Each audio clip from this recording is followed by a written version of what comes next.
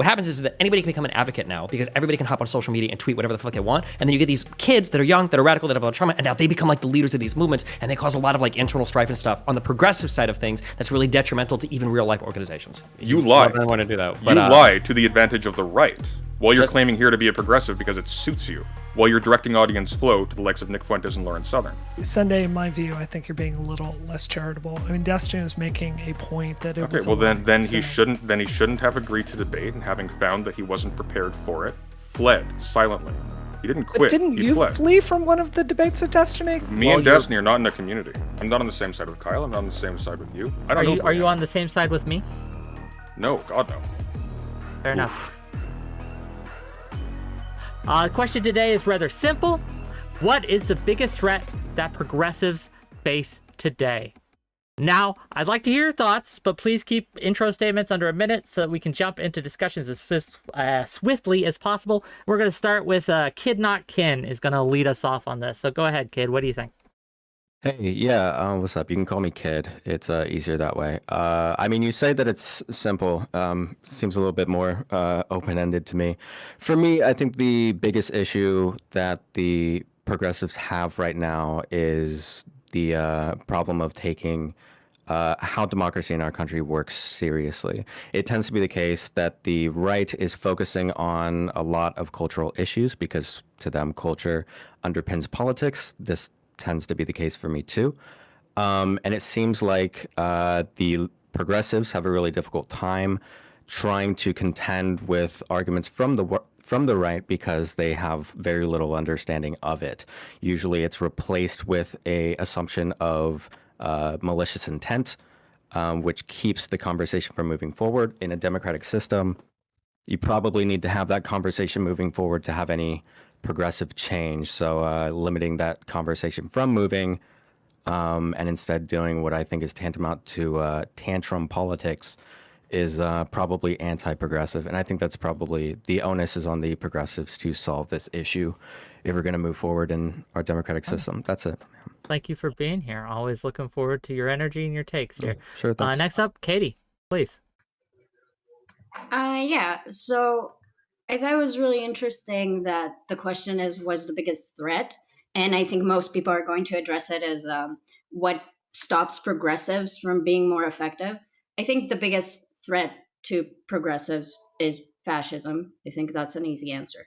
But I want to make clear that I'm not saying there aren't like internal issues that are like counterproductive or preventing progressives from having greater support, predominantly from liberals. But I am saying that considering there are issues like lack of cohesiveness and lack of strong leadership in politics and figureheads, and with the external factors like the rise of fascism in America and the effects of capitalism, I think we're doing pretty well. Could we do better? Of course. I'd be happy to hear solutions, but we could be doing a lot worse. At the end of the day, people are more progressive today than they were 10 or 20 years ago. So that's success to me.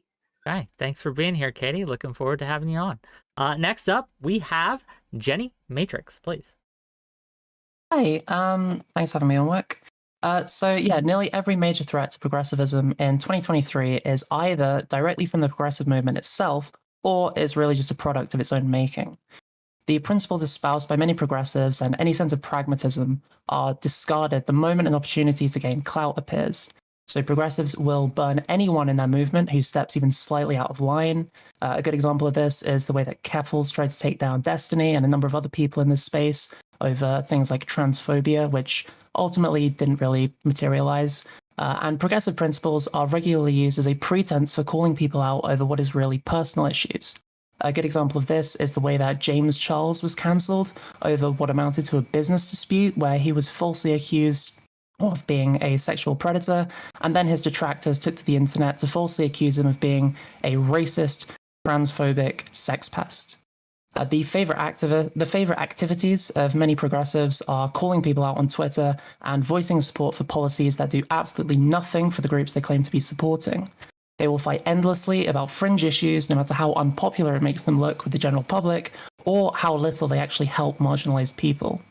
An absolutely absurd amount of energy has been devoted to the question of whether or not trans women should compete in women's sports, And progressives on the internet have spent the last 2 months raging endlessly about whether or not you should buy Hogwarts Legacy as an act of as an act of support for trans people.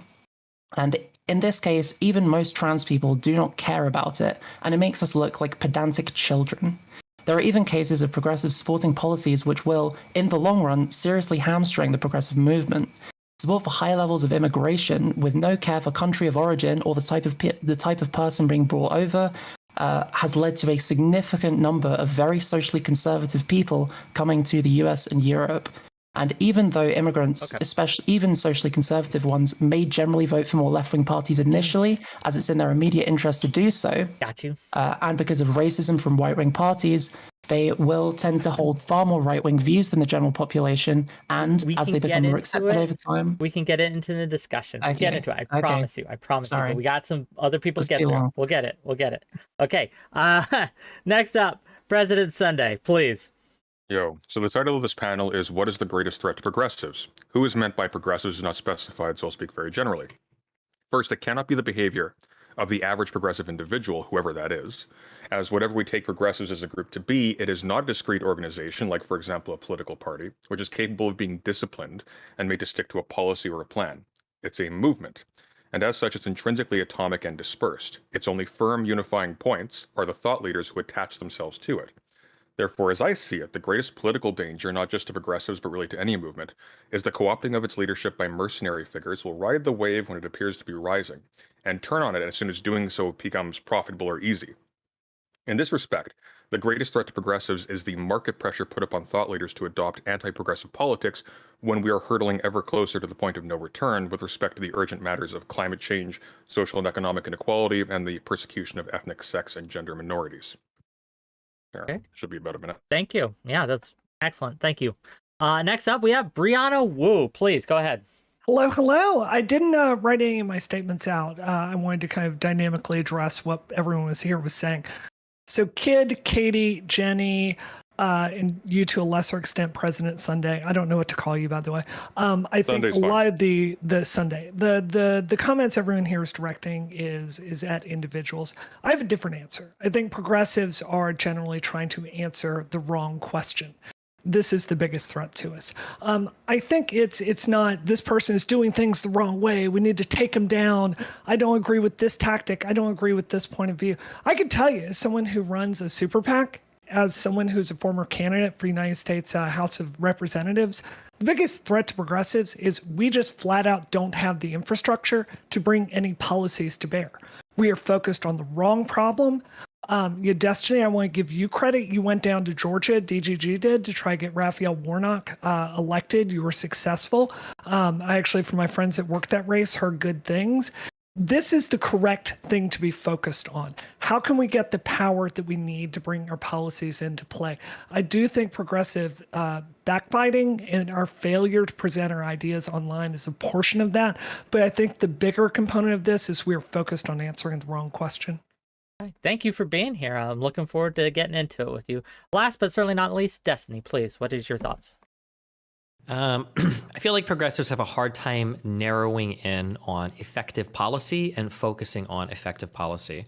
I guess I'm kind of borrowing from all the answers here when maybe a little bit from Brianna, when it's like the question is like, how do we solve police violence in the United States? And the answer ends up being this incredibly broad, whatever BLM is advocating for, rather than focusing on like a narrow set of policy prescriptions that might be effective to legislate on in the future. I think the overly broad fights mean that we end up having very little focus, a lot of misdirected anger, and then that makes it easy for our movement to either get co-opted by other bad faith actors, or it makes it easy for people attacking us to pick and choose whatever particular thing they want to get mad at, and then you're gonna have a mob of people trying to defend on the internet. So I think the progressive lack of particular focus, I think, is the thing that hurts progressives the most. Lack of focus. Interesting. Well, thanks for being here, gang. And again, open discussion. If you have trouble getting in, let me see your hands, but otherwise, floor is yours. Go ahead, gang. Jenny, can I ask you a question? You're muted. Yeah, sure. So in your opening statement, you mentioned like Keffels and Destiny. Since Destiny is not, as far as I'm concerned, are you a progressive? Yeah, yeah. Hell yeah. Okay. Okay, then I guess my question doesn't count because Keppel's you attacking. You seem to be surprised with that answer, Katee. Would you disagree? Well, he's the omni-liberal, right? And when we were discussing if he's an asset to the left or not, while everybody agreed that he did great things for the left, I thought the whole point is that he's a liberal and he's quite maybe bitter about some leftist and progressive policies, but that doesn't mean he's not a progressive. He's allowed to have qualms about a movement that he's part of. So I feel like an liberals interesting progressives? question. Yeah, I feel like an interesting question for the panel is, can progressives be liberals? Or is it exclusive to socialists and communists? I think progressives can be liberals in a pragmatic sense. I think the problem comes when people are asserting a liberal structure or liberal norms against progress. And you can argue that that's better or worse given whatever like progressives have on offer. But I think fundamentally, if progressivism means anything, it means an opening up towards new and better things and appealing away of the non-essential to make way for them. So there are people who will insist on liberal structures, sort of liberal norms of discourse, civility, politics, whatever, to the detriment of that thing being able to proceed. So I think in that case, there would be a firm distinction. But I think at one point, liberalism was itself like the cutting edge of progress. Yeah. So it's all contextual. Yeah, I agree with you, Sunday. I really want to be honest here. I roll my eyes level 9,000 every single time the discussion comes up on the left, trying to like segment the party into liberals, which I think is code for boomers, and progressives, right? Let me give you some reality fact checks here. So Elizabeth Warren, pretty progressive senator right here in Massachusetts. I worked my butt off to get her elected. And if you go out there and you look at who knocked on doors for her, if you look at who phone banked for her, if you look at the on-the-ground work that helped us beat the terrible empty suit she was up against, it was a lot of older, liberal, 50, 60-year-old women, and it was a bunch of younger people that were really excited about that change. And we weren't sitting there fighting about who calls who what. We had a goal and we worked together. I think this is the most stupid, counterproductive fight imaginable. If you're serious about politics, it's got to be about addition and not subtraction. And I'm tired of us like jettisoning people because they don't have the most extreme view on certain issues. I'm a progressive. I have every single progressive issue that you believe in. I'm there with you. But we've got to be more adult about coalition building and putting together serious political power. Go ahead, Katee. So, I don't mean to say, oh, Destiny's a liberal, so he can't like be part of progressive change. Just to quickly answer your question, I separate like leftists from progressives. Maybe that's just my ignorant take because I consider myself a progressive, but I wouldn't say I'm a socialist. But as Brianna said, maybe that's a bit silly to like talk about the minutia of Katee, can I ask? Definitions. Can I ask, just for my own edification, what to you is the difference between a progressive and a liberal? And also, in addition, what value is there in separating out in kind of like micro-otherizing the liberals, in like making this distinction? What value? Can I answer you quickly after I respond to what Brianna said? Please, go ahead. Okay, so again, I'm not making this separate. At the end of the day, liberals have a lot more political power if progressives have any. And at the end of the day, liberals and progressives do have to work together if they want to have any change to their direction. So absolutely, when liberal policies are being passed that supports progressive causes. A lot of the times, not all the times. So we definitely work together. And I don't believe in like saying, oh, you're liberal, so you don't help us or something like that. And I'm not necessarily interested in having Destiny become a socialist. Like, I don't give a fuck about that. I don't see the point of wheedling through like all of these distinctions. Like, it's really just about like, what are you trying to do? Well, I feel like it is important though, because that's like that is progressivism, is endlessly fucking weeding through who actually counts as a progressive or not, right? Isn't that like the definition of so to be clear then, when you said you were a progressive earlier, you were being facetious. No, I consider myself a progressive because I hold very progressive social views. I think most You people. just said the essence of it was wheedling about who's acceptable, who's excluded, etc. Okay, nice trick. I'm not falling for it, okay? I think that there's a huge problem in the progressive movement of trying to figure out, like, who is a progressive? Like, can you be a capitalist and a progressive? Is there any ethical consumption under capitalism? Can we play the Harry Potter Hogwarts game, or does that make us evil and not progressive? Wait. But it's a bit disingenuous because you asked the question of, like, what distinguishes, like, a progressive from a liberal. And then I answer you, and then it's about progressive wading through the things. You asked the question. No. I didn't say you're this or that. Wait, I'm not blaming you. But I Okay. asked you if I was just curious if you considered liberals progressives, and then Kid Notkin said, well, does it really matter? And I agree with that. I don't think it matters that much, but to a lot of people, it really matters if you're a socialist. And I think that's part of the problem. That's like my thesis, I guess. Yeah. So I agree with if we agreed that all this panel doesn't care, can we move on from that point? Because some people I don't think so. I don't think so. I think with all due respect, Kid, very quickly, I think I do care. Insofar as if we're going to be castigating progressives as a category, but we're going to be leaving liberals untouched by this, we need to be particular about why progressives in particular, as opposed to liberals, have a responsibility in particular. No one's getting out of this Sunday. No one's getting out of this. Whatever. Liberals, progressives, rightoids, anyone could be castigated on this panel. It's okay. No one's free of the blame. So castigate away. So I think you misunderstand what I'm saying. If we're going to target progressives as a group that is specifically responsible or not responsible for some kind of social achievement, we need to be clear about who we're talking about. Okay, so like, I think it's fair enough to point out the fact that, like, for whatever fundamental reasons you want to say that this exists, with the increasing polarization of people politically in the United States, how people engage online, the insular spaces that people create, there are definitely characteristics that play out because of these things. One of those things is treating people as political monoliths. If you say one particular point, it's very easy for a progressive to point at that and then say, oh, you're saying this, therefore you must believe this, this, or this, because you are associated to this other insular group on the internet. I think that's probably fair to point out when we're talking about how progressives react in this space.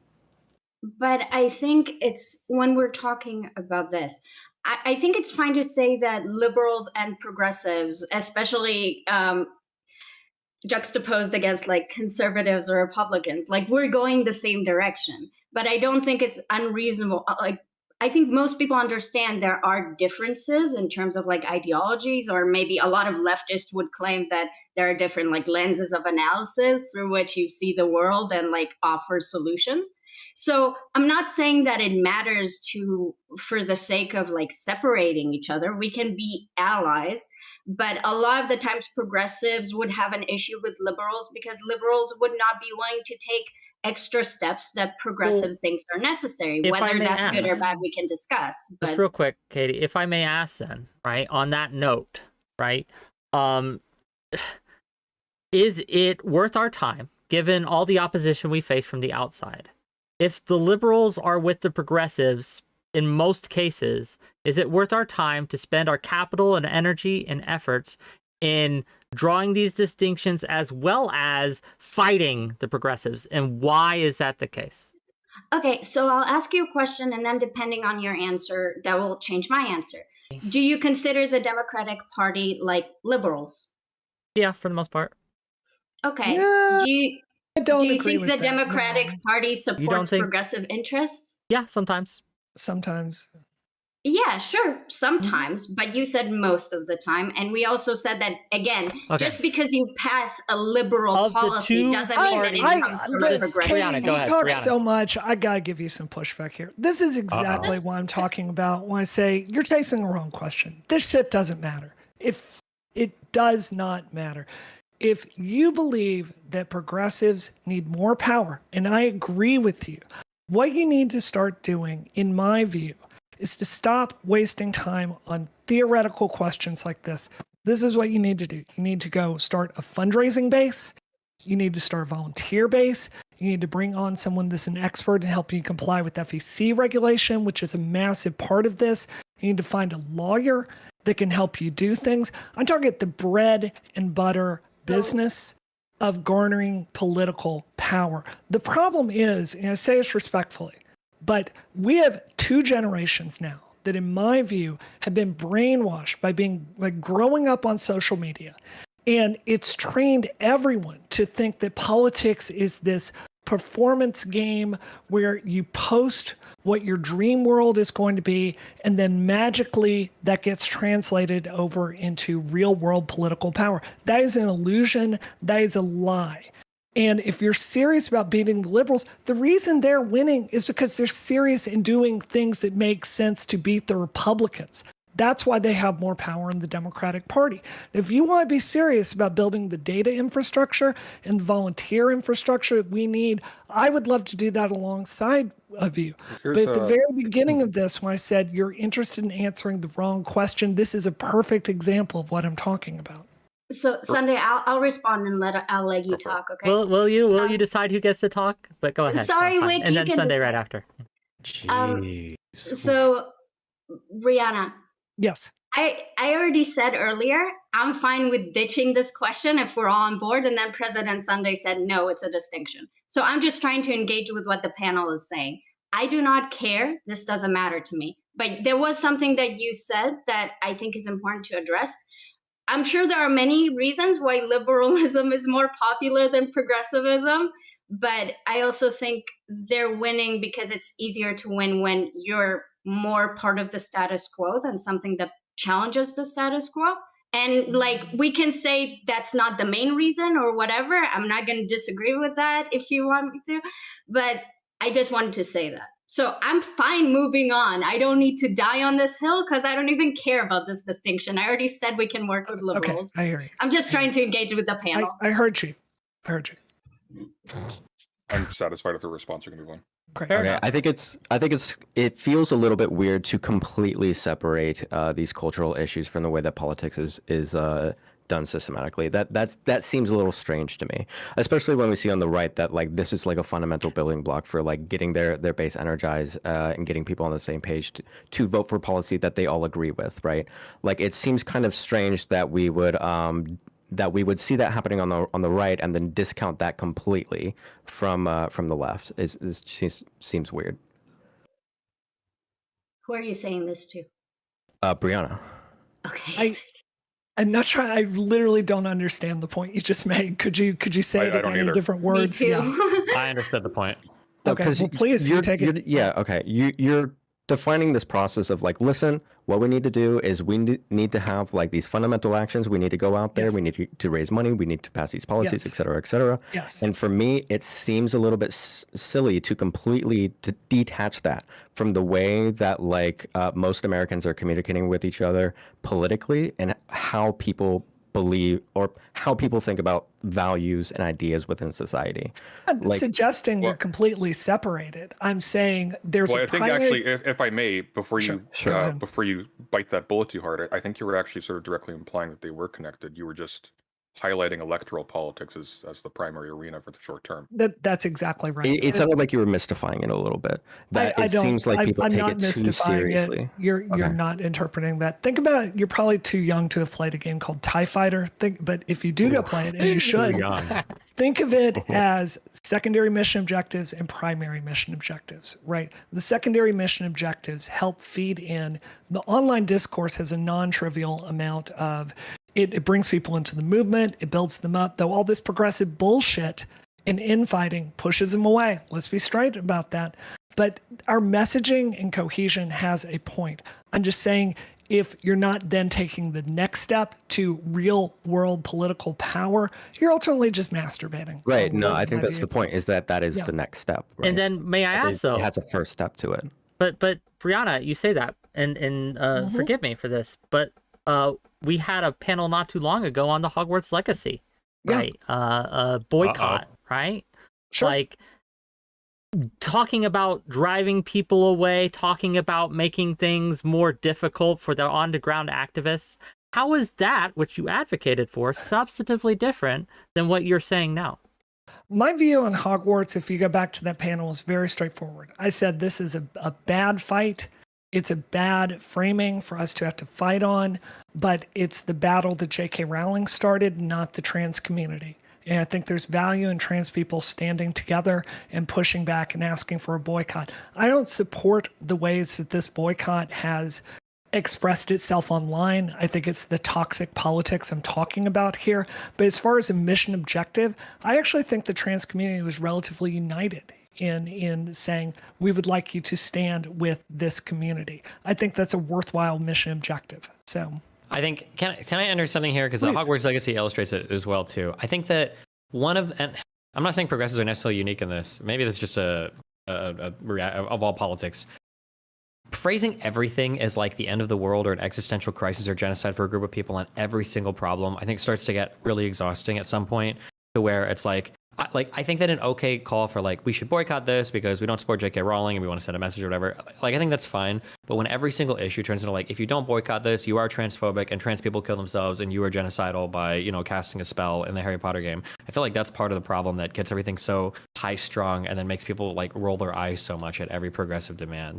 And I think that there's like Katee did it a little bit here too. When we say things like, what's the biggest threat to progressives? And it's like fascism. And it's like, is it really? When everything, like the stakes are so high and it's always about like Nazis and fascists and everything, it feels a little dramatic sometimes. And it feels hard to get like normal people on board with things. I would respond to that. Brianna, I just have a question before that. So are you saying that the boycott was like a good or effective method? Katee, just real quick, can you address him first, and then we can get back to Brianna Wu? But he just like literally talked to you, so can you respond to him real quick? Well, I told you I'll be ignoring him. Yeah. So when I said that, I just meant very specifically that when fascism takes power, progressives are usually at actual threat. I'm not saying that there's currently like a genocide of progressives. I just mean in terms of factually, historically, progressives are under threat when fascism takes power. That's why I didn't make a big deal about it, because it's not super relevant for now. But I was being pedantic with the question. The question was threat, not what stops progressives from having political power, right? Can I ask the question now?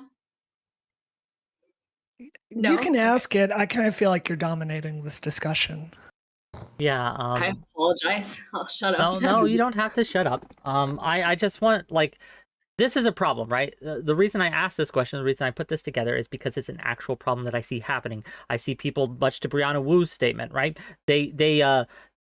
This performative slacktivism, right? That people go out and they post online that they stand with Black Lives Matter, or they stand with trans rights and things like that, and then they do nothing else. It's empty calories. They feel full. They feel like that they've done something. They feel like that they've performed and been an ally, but nothing gets done. Nothing gets done, and it's this slowly creeping legislation that comes up on us. You see all the anti-translation legislation. If the trans community had put as much effort online as to making waves about that as they had to Hogwarts Legacy, what could have been done, right? I don't know, right? But maybe nothing. Maybe it wouldn't have made a difference. But I just see us.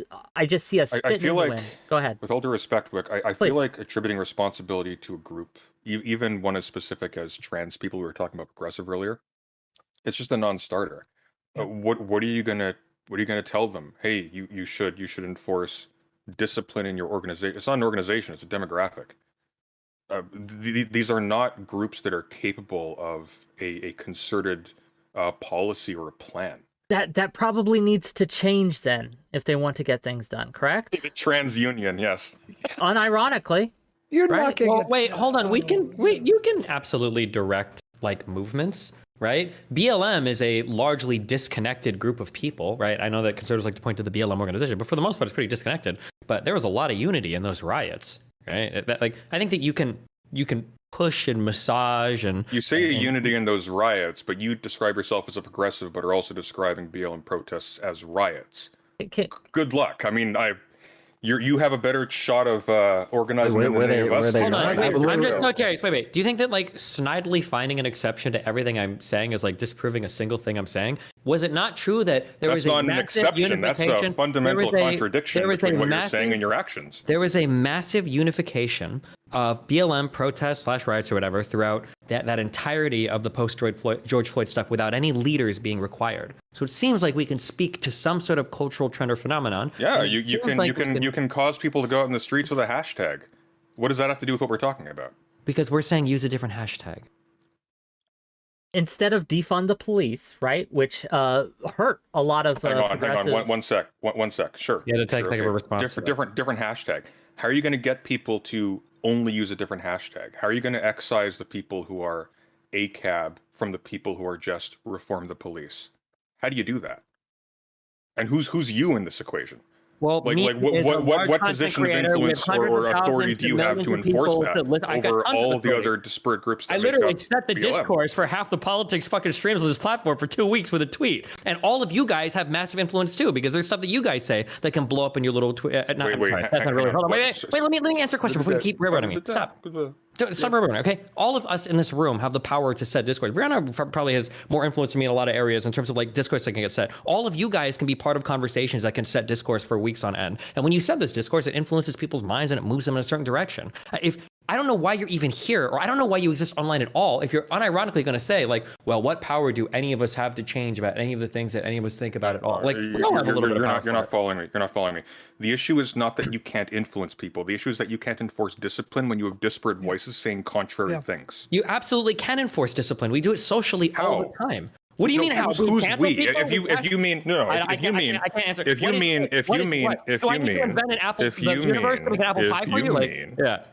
if you mean that a large number of people doing one thing in concert already can pressure people into not engaging in whatever action or activities or rhetoric that they are pressuring them out, sure.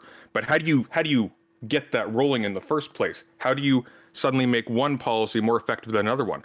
If your counter is just like, hey, well, we can just talk about it and influence each other. Well, we're doing that right now.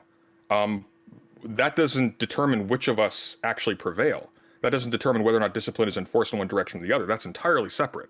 Yeah, so what you do is you have a position that you want, and then you advocate for that. You try to get your friends on board with that. You try to get other people online on board with that. So hopefully instead of like defund the police, maybe an example is people try to push 8 can't wait. I don't know if that would have been effective versus ACAB or defund the police, but there are messages that we all push for, that we all get online and we advocate for, and that's what we're talking about here. What are the messages that we should advocate for? You seem to be making an argument that you can't advocate for messaging. I don't understand what that means. No, I'm saying that the fact that we can advocate for messaging is not sufficient to identify progressives as a coherent group that can be blameworthy for the circumstances in which progressives as a whole find themselves, because it's not a political party or an organization. No, but it is a cultural movement. Sorry. Does this mean that you can't have like value shifts within these disparate groups? No, not at all. But we need to be realistic about the kinds of influences that individuals and subgroups can have within it. So if you advocate for value shifts within these disparate groups, is that just doing the same thing that you're talking about, of just like trying to hold these groups accountable that are already disparate? You can't actually reach them in that way. Well, no, that's trying to influence the most general trends within that group at that level of resolution. Holding them accountable in the context of this discourse, where we are holding progressives as a category blameworthy for something, doesn't make any sense. So I agree with everything you just said. Destiny, if I could just jump back for a minute, because I studied a lot for this. The subject at hand is Hogwarts, and as I understand the arguments everyone has said here, the question is, why couldn't you like organize the trans community to have a boycott in a more directed way? Sunday, as I understand it, is saying it's very difficult to enforce that. Something I think that's evidence for Sunday's point of view is the debate that you've had on your own channel. You had a video this week. I thought it was excellent. I watched it twice, even though it was 2 hours long, basically talking about trans issues with your channel. And, you know, it seems to me you have a real bifurcation in your own community of people that do have questions about issues like self-ID and pronouns and, you know, some of these other things is very much at odds with some of the more esoteric younger members of the trans community. I mean, so I think your own community is really strong example of what Sunday is talking about, where trans people are not a monolith, and there are various schools of thought that make it really hard to bring it together and enforce any kind of message discipline. Just let me understand. Are we Sure. are we trying to say right now that there's just no possible way to culturally enforce a particular thing without like a top-down hierarchical structure? No, I'm certainly not saying that. I think what I would say is for trans people particularly, in my view, just because mathematically there are fewer trans people than there are, say, Black people in my home state of Mississippi managed to garner a lot of political power because, they're 40% of the population and tended to live in towns next to each other, right? They would take over local politics and keep each other safe. It's one of the ways they survived in the post-Reconstruction South, right? I think that's a lot harder for trans people because it's so disparate, right? So I think you end up having, I think this is a community where it's extremely difficult to have any kind of message discipline because just the ages are so different and the perspectives are so different. And frankly, a lot of younger people are in the middle of trauma. Sure. So depending on how big your group is, there can be challenges, but I'm not going to take the position that it's impossible to move any person or at least like parts of the people from one way to another, right? So I have my audience. I'm sure you have your audience on Twitter and any other platform you're on. Well, all of us here have some type of voice because we talk to each other and everything. If all of that is to be the case, then there are we can advocate for our people to want certain things, and we can use social pressure to punish people that don't. Maybe it's the case that in my community, I believe that minors, at the very least from age 12 and up, should have access to some sort of gender affirming care, whether that's therapy, hormones, or whatever. I believe that. So I encourage my people to believe that. If they see people online that argue against it, they'll argue against them. That just by me putting out that message into my community, I slowly move the waves in that direction. And that's I guess that's all I thought this conversation was. What do we kind of advocate for our people to do? Because we do have some impact. Even if there's not a top-down leadership to progressivism, there are going to be larger figures in these movements that could move their people in certain directions. And then those are kind of the waves that we all try to push forth into society to establish whatever idea we want. I think that's a strong point. I entirely agree with you. And I think I've seen DGG shut down transphobia on Reddit, certainly. I think that you play a role. I think, and I say this with respect, I'm not trying to start a public fight with you, but I think when I think about your channel at the best and what you do when you are at your best, I do think it's bringing people together on a common message. I think Georgia is a really good example of that. I think, one of the reasons I decided to stop feuding with you publicly, even though you've gone after me, in some pretty personal ways, is I saw what you were doing on Fresh and Fit. And I'm like, you know what? There's no one else. He's going to get invited to this space. My trans friends aren't. This has value. I think I should focus on more important fights. I think at your best, you're very effective at that. I think my respectful critique would be sometimes, when I see your worst respectfully, is you tend to want to really adjudicate and magnify these differences and really beat up people you don't agree with. It's very entertaining. I mean, I enjoy that show, but I don't think it's fundamentally an exercise about coalition building. And I think I realize a Destiny show that was focused on that would not get as high ratings, but I think it would be something more involved in building political power. Yeah, it might be. And if you feel that way, I think you should propagate that message as much as you can, because that's kind of the goal of what we're all trying to do, right? Is to get more people to agree with the things we believe in. I guess this kind of brings us to a point, right? Brianna, you mentioned feuding and fighting a little bit publicly with Destiny and things like that. I'll get to you, Katee. Give me a second. Let me get this out. Don't worry. Given your stances of earlier, right? And given the question in the panel, should we be fighting with each other at all? Right? Should we be even engaging in these kind of petty bullshit back and forth? Should we kind of make it a kind of a culturally unacceptable amongst the online left to engage in this pettiness? And then how do we do that? What's the steps forward here? We have to make it impossible to do that kind of thing, because this is such a huge problem with it, is that so many people treat it as if that's all it is. That is all it is to a lot of these people, is because they are rewarded they get social reward for just this dick measuring contest to try and find the most progressive views that they can push, even if they aren't actually helpful to marginalized people. That's why I brought up things like the trans sports thing and the Hogwarts legacy debate right at the beginning, because these are issues that get pushed constantly online by progressives that don't actually matter at all. They do not benefit trans people, but they are constantly centered. And we have to stop doing that because it's such a waste of time for everyone. Well, what was the result of pushing back on trans people who were saying we should boycott Hogwarts Legacy? The result of that is that we look like an absolute laughingstock, and conservatives have had a new talking point Indeed, for the last 2 weeks. So in this particular instance, the only consequence... Wait, she misunderstood the question there. Who misunderstood the question? I think she thought you asked what was the point of the boycotting. No. I asked what was the consequence of it, not what was the point. Well, but you asked what was the consequence of people policing the boycott, I think, and she answered what was the consequence of the boycott. That's fair enough. Oh, sorry. Okay. Yeah. Well, the consequence of policing the boycott, please. The consequence of policing the boycott. What do you mean by that? Sorry. Doing precisely what you're advocating. He's asking, like, what was the point of like bullying all the trans people that were trying to do the boycott? What was the point of that? Did that accomplish anything? The point of that was to prevent the exact kind of outcome that actually happened.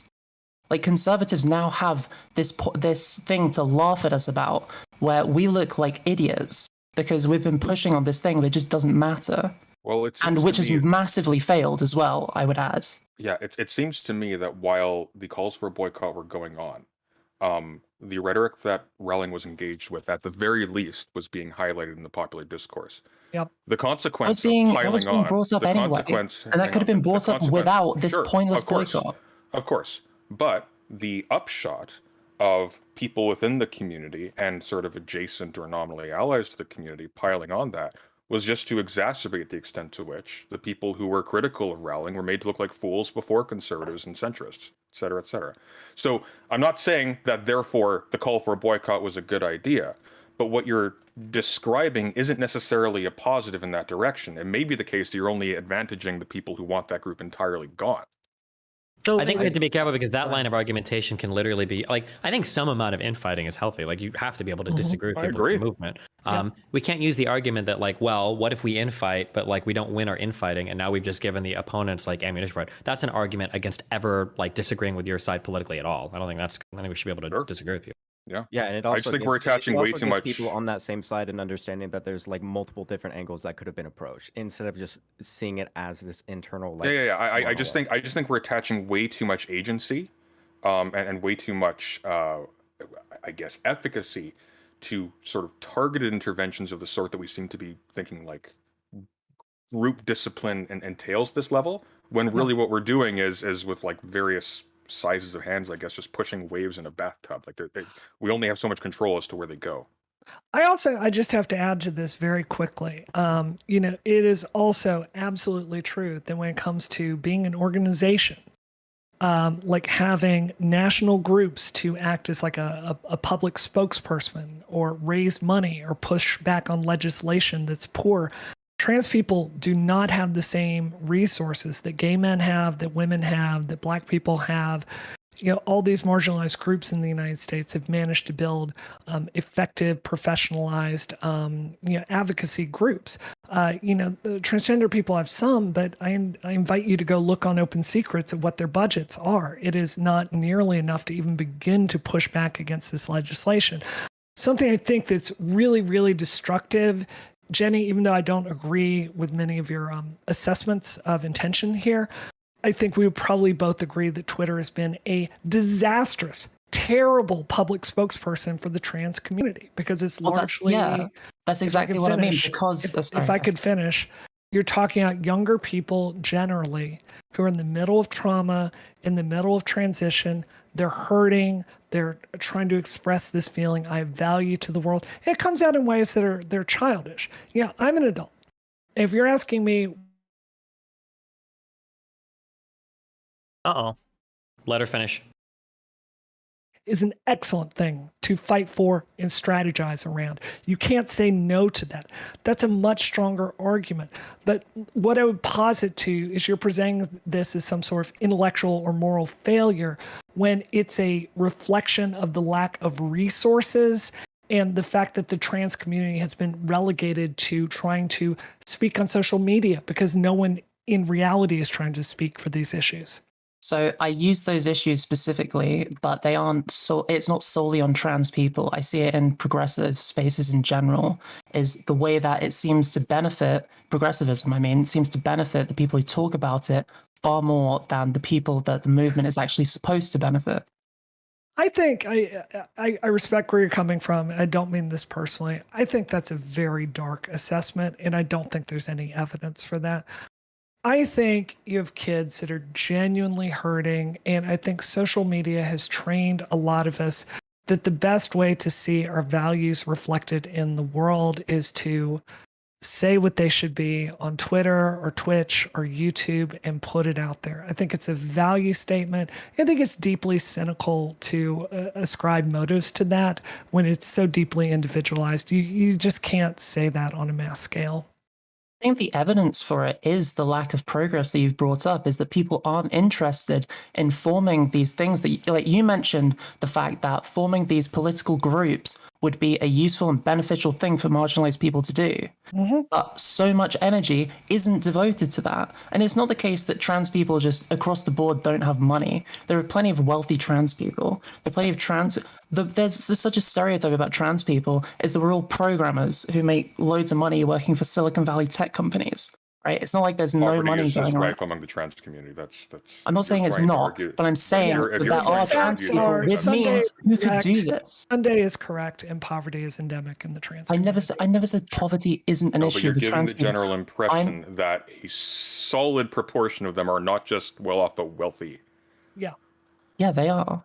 But do you think that aren't wealthy trans people? You have a lower population that on a whole is poorer than the cisgender cohorts, and you think there's like $50 million it's easy to raise to go build a first tier organization? Like, are you old enough to know about the history of HRC and the things that have happened with trans people over the years? Because I've been here like 80s, 90s, nils, this entire push the way. And what historically you've seen is gay men pushing the trans community over to the side. Obama did this with the Affordable Care Act, actually nixed transgender health care at the last minute. There's an entire history here that makes this structurally difficult. And I think it's simplistic and inaccurate to ascribe it to like some moral failing of some anonymous accounts tweeting. What's the percentage of population that's trans? I've seen various studies. I think it's a very difficult thing to measure. What's the percentage of population that is Jewish? Let's ask the real questions in here, because they got lots of money for their organizations, don't they? I'm not going to touch that. Wow. Okay. Just saying. Okay. Wait, well, so you said that Jenny was ascribing particular motives behind what trans people were doing in these, like the Hogwarts legacy discourse or whatever, right? I was hearing the effects that it had. Maybe Jenny, were you outlining motives or? So, I mean, again, I wasn't talking about trans people. I was talking about progressives in general. Okay. And I would say a lot of progressives are people from pretty privileged backgrounds. They're not all like destitute poor people. The kind of people on Twitter calling for like a $20,000 minimum wage are not like generally destitute poor people. They're pretty well off white people. I think to more charitably phrase and bolster Jenny's argument. So first of all, let's dump the wealth thing, because even if some trans people are wealthy, on average, I think trans people are probably going to skew a little bit less wealthy. If we think about where like the money in society lies, it's going to be probably with older, wealthier, or probably with older, whiter people that come from like a history of money and stuff is going to be where most of your money lies. Trans people probably largely don't have access to a lot of that for a variety of reasons. I think most of us probably agree with that, and the percentage is really small. I think the issue is that it feels like a lot of the most crazy cultural, hot battleground issues for trans people, just in my feeling, come around a lot of issues that most trans people don't care that much about.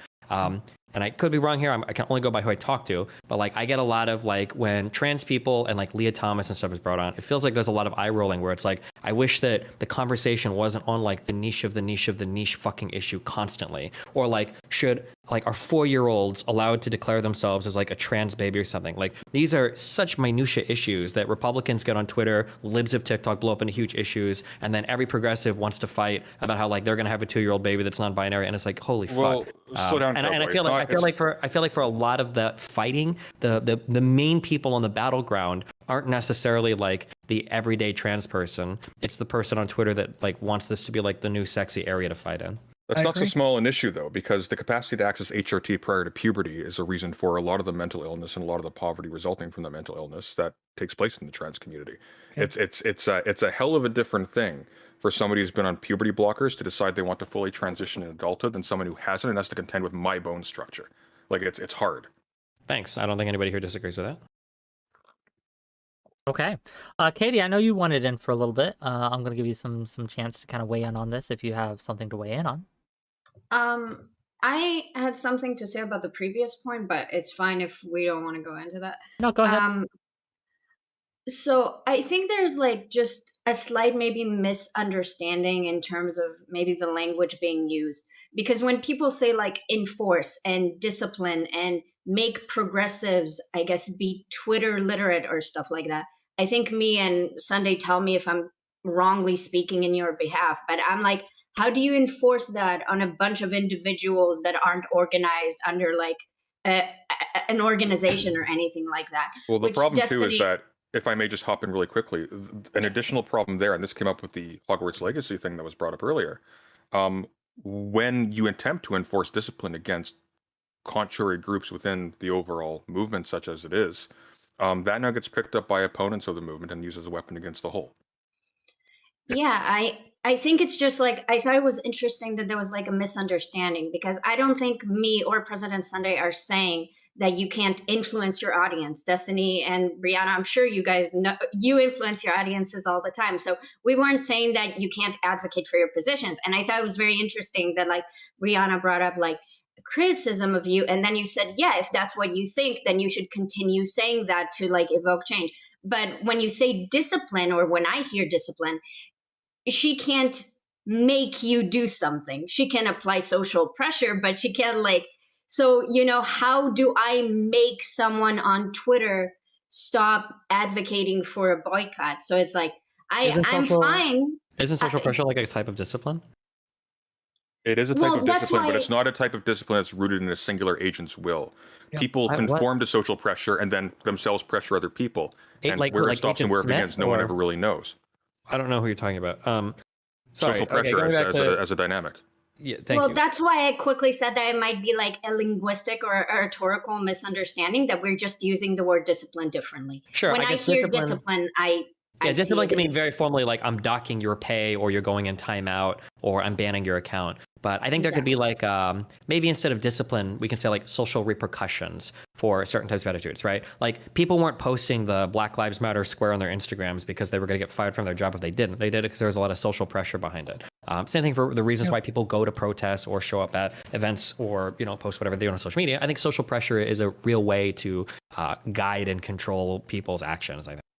Okay, well, I have 2 questions, if you don't mind. First of all is like, in terms of the discussions you guys just had, it sounds to me, and maybe I'm misunderstanding the points, that like the criticism is really about media or like Twitter literacy, or the ability to not act in a unreasonable way online.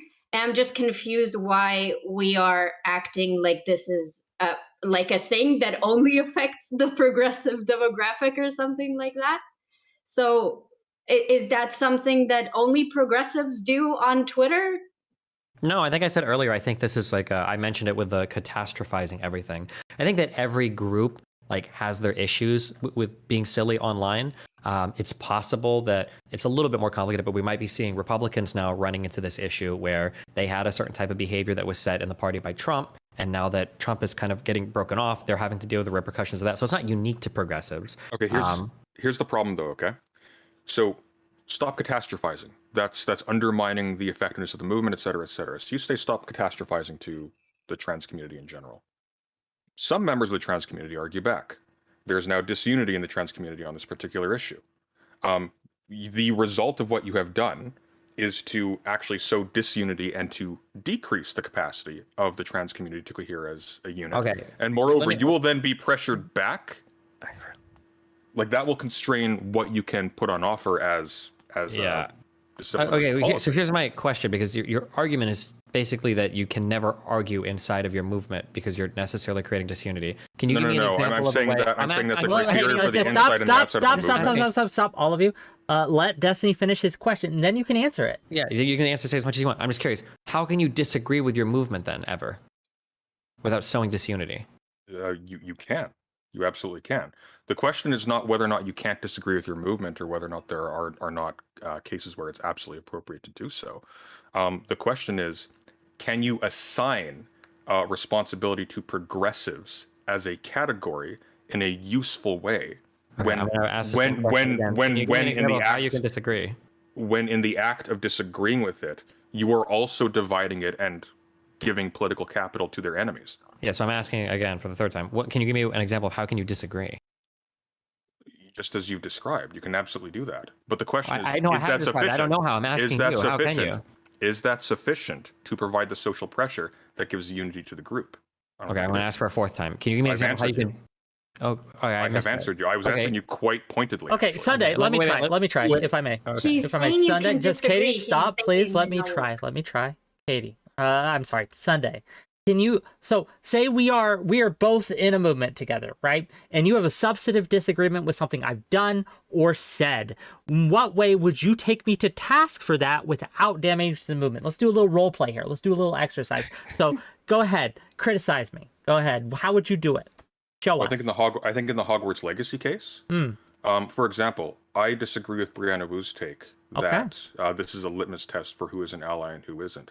That being said, I'm not going to respond to Brianna Wu saying, "Hey, you're an idiot, schismatic, whatever. You're undermining the movement, because that will be taken up by. How the would actual you? enemies That's of the how you movement. wouldn't. How would you? I'm getting there. I'm getting there, because that's what that would entail.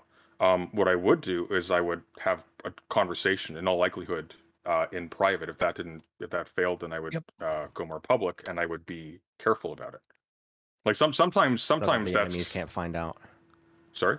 So that the enemies can't find out and use it against them, right? No, so what he doesn't actually disagree at all. He's just saying that like he would try to be a little bit more tactful. But that end thing that you tagged on there, because you knew it was necessary, is that eventually you'd go public. There's anytime there's disagreement, Absolutely. there is But we aren't some sort of disagreeing. disunity. But Destiny, we aren't disagreeing that sometimes you have to disagree with your movement. What we're disagreeing about is whether or not the movement itself coheres as a whole, such that you can talk fruitfully about it, being capable of being disciplined towards a particular policy. So when people like Kid and yourself talk about the threat to progressives being from inside the movement, well, what are we talking about? Who are we talking about? Is it just people who agree with you? Like, what are we referring to? I don't even know what that statement. I just. Could I add on to that, because I think I have some evidence that Please help me understand what's going on. That proves Sunday's point. Okay. So you had first I want to do just a very brief fact check. Sunday, that was not I never said, I forget your exact wording, that like anyone that buys Hogwarts is a terrible person. That's not my position. I don't believe I've ever said that. But so I just want that out there on the public record. Fake news. Destiny. So one of the things I'm going to grant you that perhaps this was a hyperbolic statement on your part, but I've seen you say stuff to this effect many, many times. The fact that you're the only one out here doing this kind of work. In fact, the last time you debated President Sunday on your Keffel's manifesto, you made a statement saying Vosh isn't doing anything worthwhile. Hassan isn't doing anything worthwhile. He's just out there for clout. I'm the only one out here doing stuff. Now, I want to be really clear. I think I've said on this debate today, I think DGG has done some important work in the past. I think Vosh has done, I think he brings a valuable viewpoint to the floor. I think Keffel's brings a valuable viewpoint to the floor. And I think Hassan makes progressivism cool to an entire generation, all those things that have value. So in my mind, you know, it's like when Vosh says stuff that's wildly sexist, and he does, I sit there and I take a breath and I go, But is he generally doing the right thing? Is it worth it to me to have to really go to war with him publicly? That answer is no, right? And I think that sometimes if you're really interested in coalition building, something I've learned as I've gotten older is it really behooves you to pick your battles more strategically. And again, this is why I really decided to let the fight with DGG and you go, because I do think you're doing good work. And I think that, Vosh can be over here doing his thing, Keffels can be doing hers, and you can be doing your thing. I think all these things have a non-zero additive value for the movement. And I think politics is fundamentally about addition and not subtraction.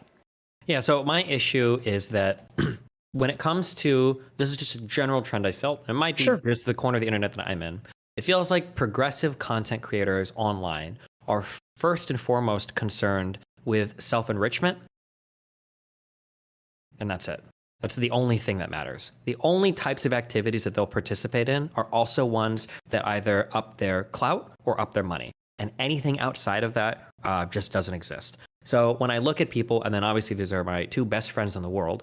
One is Nick Fuentes. He started his whole little political movement. And there's a lot of work that happens outside of that that's not just clout building, but it's real on the ground work to hold conferences and to have to talk to people. And Lauren Southern. My other best friend, Lauren Southern, will go out of her way to do documentary stuff, which is just a horrible time investment for money made, right? And then I go, okay, well, that's their investments. Let's see what are the big figures on the left investing in? And I look at Hassan and Vosh. Every single decision that these people make is only ones that are coinciding with self-enrichment. And there's no sacrifice. There's no building of anything really valuable. They do things that end up being kind of beneficial. It's cool that Hassan raised a bunch of money for Turkey, but ultimately they only do it because it ups their clout. That's the main reason why people do donation drives, because it's huge clout, huge viewer builders.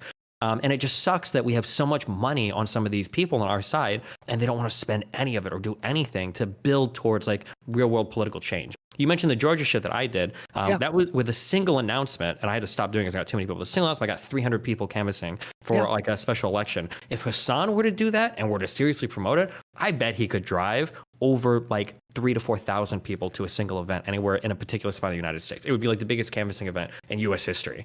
But there's no desire to do it. Similar. No, Vosh did nothing. Vosh has done nothing like that at all.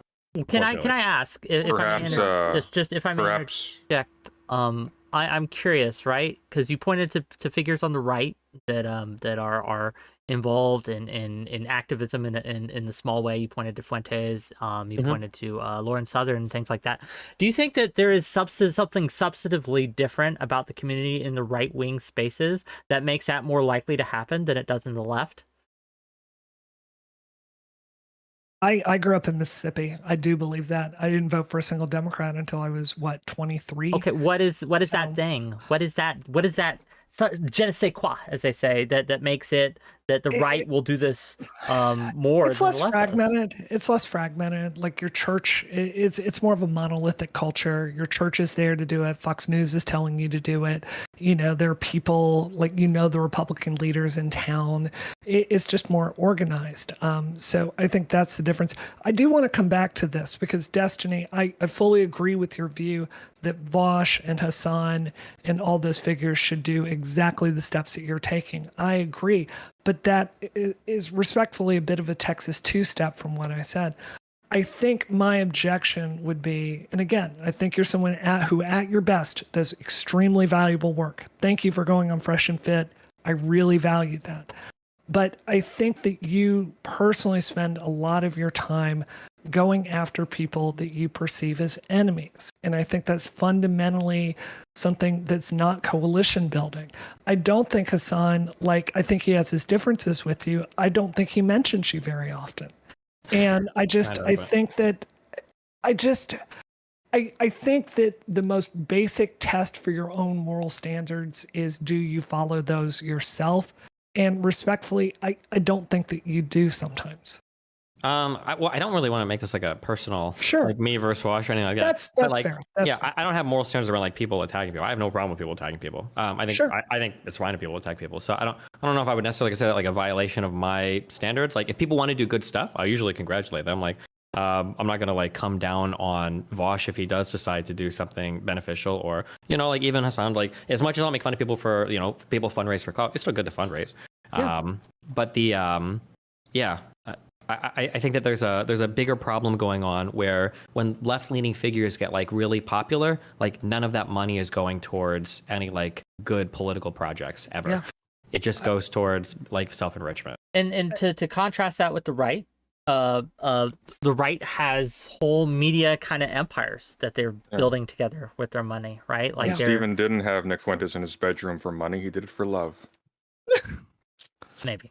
I'm not going to speak to that. But what I will speak to is that from my observation, right, to echo a little bit of what Destiny is saying, I tend to see, and this might be just I'm blind to other examples, right? And that totally may be a case where I'm just not seeing the examples on the left.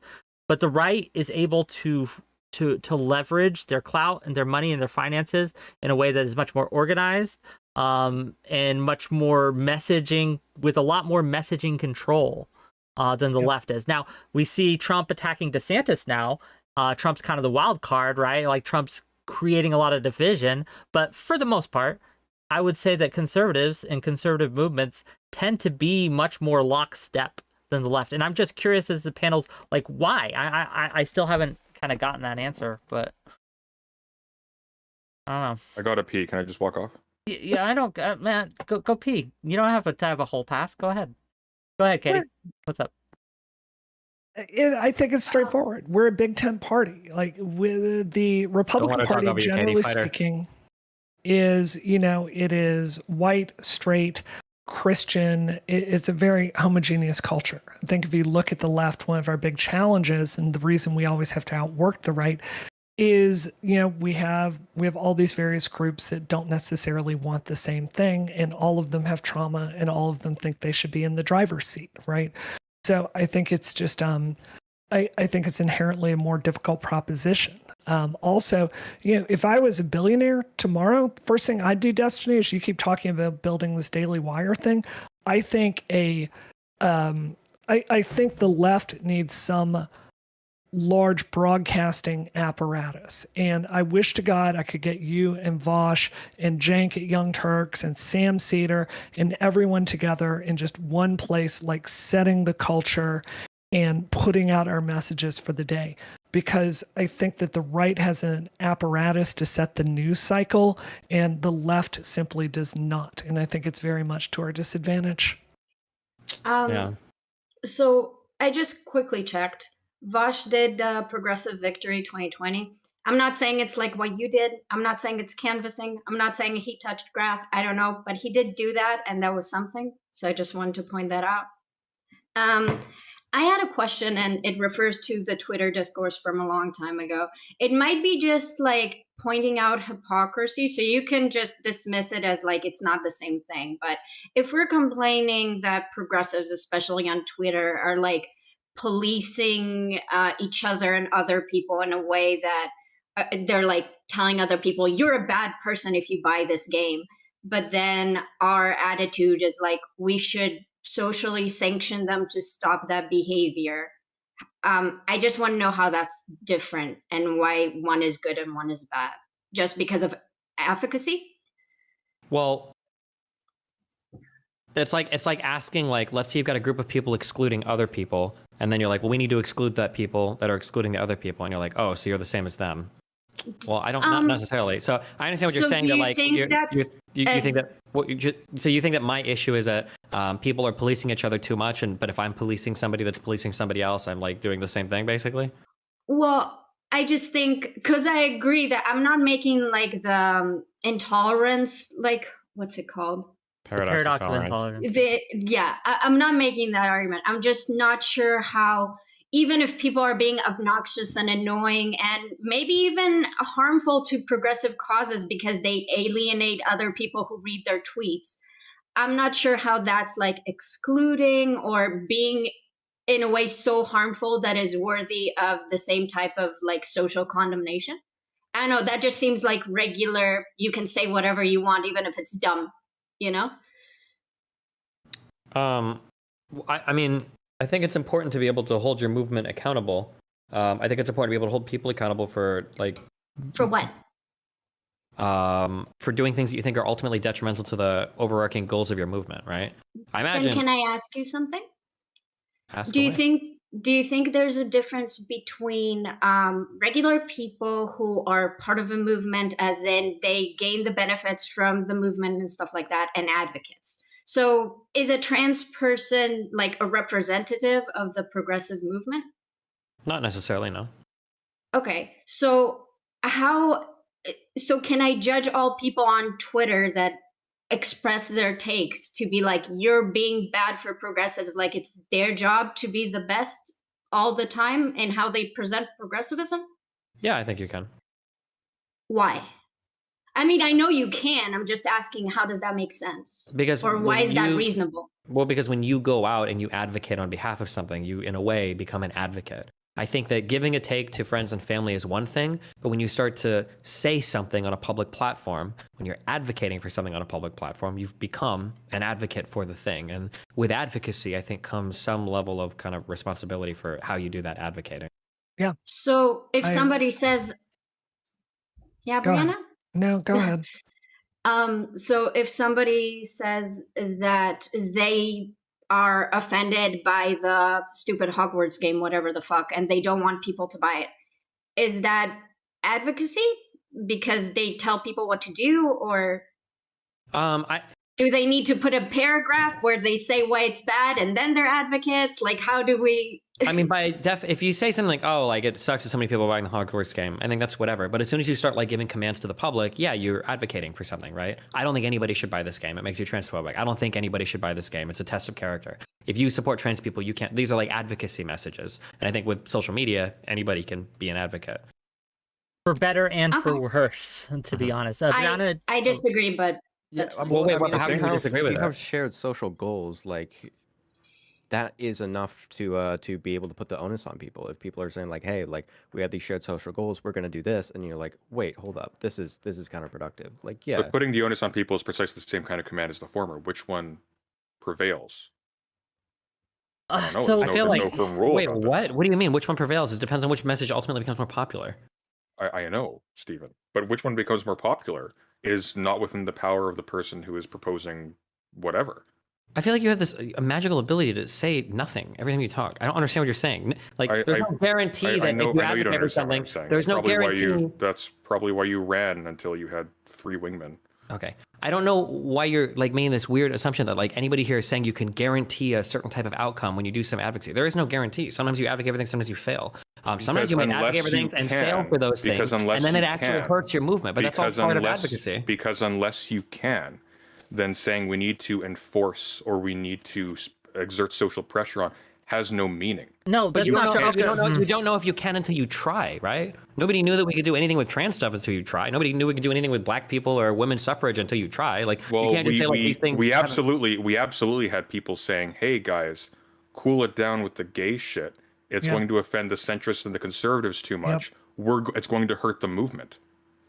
Yeah, but that doesn't. If we followed your advice, we wouldn't have gotten here. That is absolutely not true. That is absolutely There are ways that you can. true.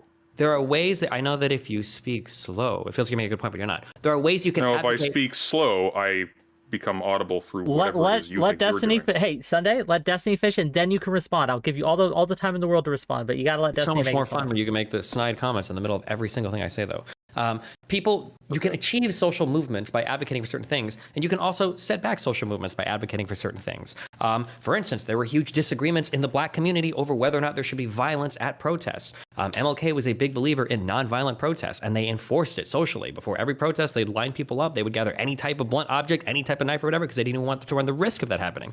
There were violent protests after MLK died. And people argue that those violent protests are the things that swung elections, that allowed people like Nixon to get elected post MLK's death. So like there are good ways to advocate for things. There are bad ways to advocate for things. And bad ways to advocate for things lead to generally bad like outcomes in relation to what we want, and good ways to advocate for things lead to good things that we want. I mean, it's as simple as that. So I think that like just because you want to police a movement doesn't necessarily mean you disagree with the goals afterwards, or you disagree with the things the movement is trying to effect. It just means that you want to like go about it in a way that's going to lead to the outcomes you're looking for to be more likely to be affected, I think. If the thing you're advocating for has the effect of disadvantaging the movement you're ostensibly advocating for, then your actions are against the movement. Give me an example. Hold on, wait. Why do you always ask? You're smart enough to know the words that you're saying. So why do you beg the question so hard? Why would you utter this sentence? Hold on, I'm just so curious. Why would you say, if you advocate for things that hurt your movement? I'm not advocating for things that hurt. Obviously, I don't think that. There are the words that you say, and there are things that the words do, and sometimes these are not related to each other. Sometimes, for example, a perfectly true statement said at the wrong time. Hey, Sunday, can I try? No, I want to know what he was asking. What part was confusing him? Well, I think it's confusing all of us. Okay, I think we're all confused because I want to know, can you give me a specific example of something someone either on this panel or someone you know, it doesn't have to be on this panel, has advocated for that is hurting progressive causes? Well, as a case in point, Stephen was caught in a lie last year, pretty categorically. He insisted that he couldn't positively engage with leftists on the grounds that there was an overwhelming number of progressive, of professors and faculty being removed from universities by progressive activists. He required his entire community to assemble a list of roughly 8 people. And when he started studying them himself, he laid bare 2 things. First of all, he wasn't familiar with any of these, which means that the statement that he had the evidence of an overwhelming number of professors and faculty being removed from universities is evidence that he couldn't engage positively with the left was a lie, because he had never done such.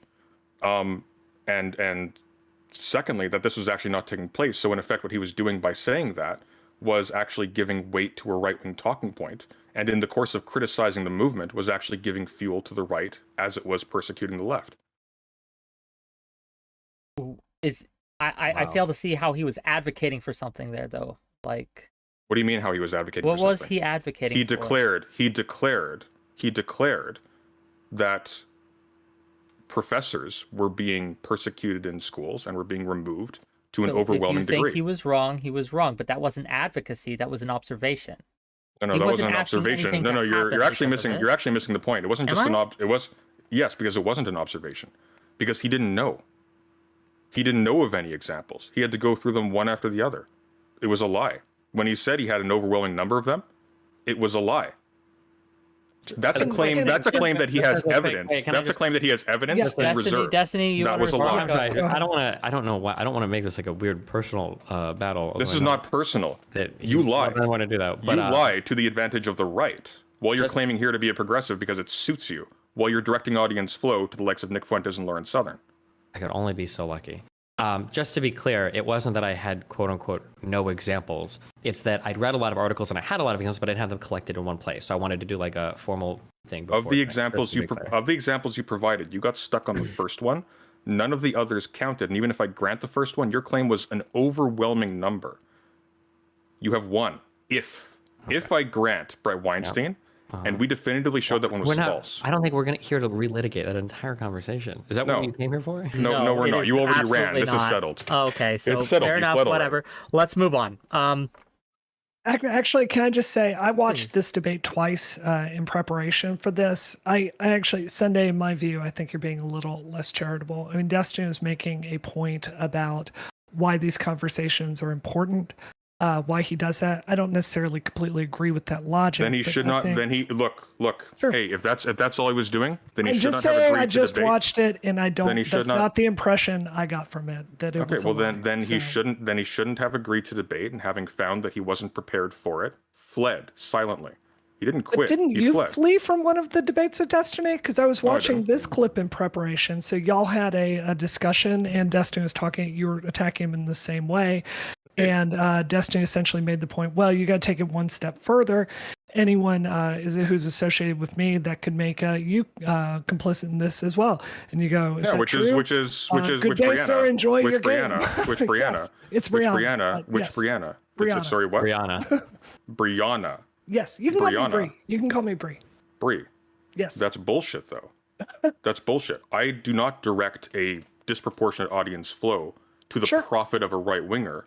When I engage with somebody on the right, Destiny absolutely does. When Destiny talks to Nick Fuentes, when Destiny has just a chummy lunch of chicken and waffles with Nick Fuentes, he allows Nick Fuentes to sell himself on his natural charisma against against the critiques that have been levied against If I may ask, do you think maybe Sunday, right, that some of these hypercritical positions you take against members of the community is maybe actually harming progressive causes, like being hypercritical of 𝙇𝙞𝙚, hypercritical of me and 𝙇𝙞𝙚 are not in the community. 𝙇𝙞𝙚 is a media clinger. He's not a member of any community that I'm absolutely aware of. inhabit the same spaces. He is much bigger than all of us here, right? I mean, by we YouTube? absolutely What are you inhabit referring the to? same YouTube's not a spaces. community either. But okay. Let me try this. We are all here at some form or fashion or another tend to advocate for progressive causes to varying degrees, right? We may not agree all the time. So when I say community, that is what I mean. I think when the person 𝙇𝙞𝙚 was canvassing for was forced to disavow him on the grounds that he was saying that he'd be fine with rednecks murdering black fire on people, the protesters. Yes. So based. I don't think we're a part of the same community at all. Let me ask. Well, let me ask. I don't think we advocate for progressive causes either. Let me ask the rest of the panel. Do you think what Sunday is doing right now is helping progressive causes? Is he being an effective advocate for progressivism right now on this channel by coming after people and being hypercritical? What do you think? Sunday, I really honestly have to tell you, my statement there, and please just let me say this and finish. My statement there is you're accusing 𝙇𝙞𝙚 of running away from debates. Yes, I am. There's a very clear video out there anyone can watch of you running from a debate with him in a way that was really over the top. I didn't run. Okay. I didn't run. Okay. I didn't run. That's I didn't run. But I think if you, and please let me just, sir, didn't run. please let But me you're get my wrong. point out. Bree. I'm trying to didn't be run. respectful here. Just let me get my point out. You can refute it. I do think that I think that I was very frustrated with the video that you brought out about Kyla. I understand you're very desperate. You got okay. I'm going to mute you community. until that she finishes. Go ahead. Thank Brianna, you very much. Please. Wow, more progressive censorship. Sorry.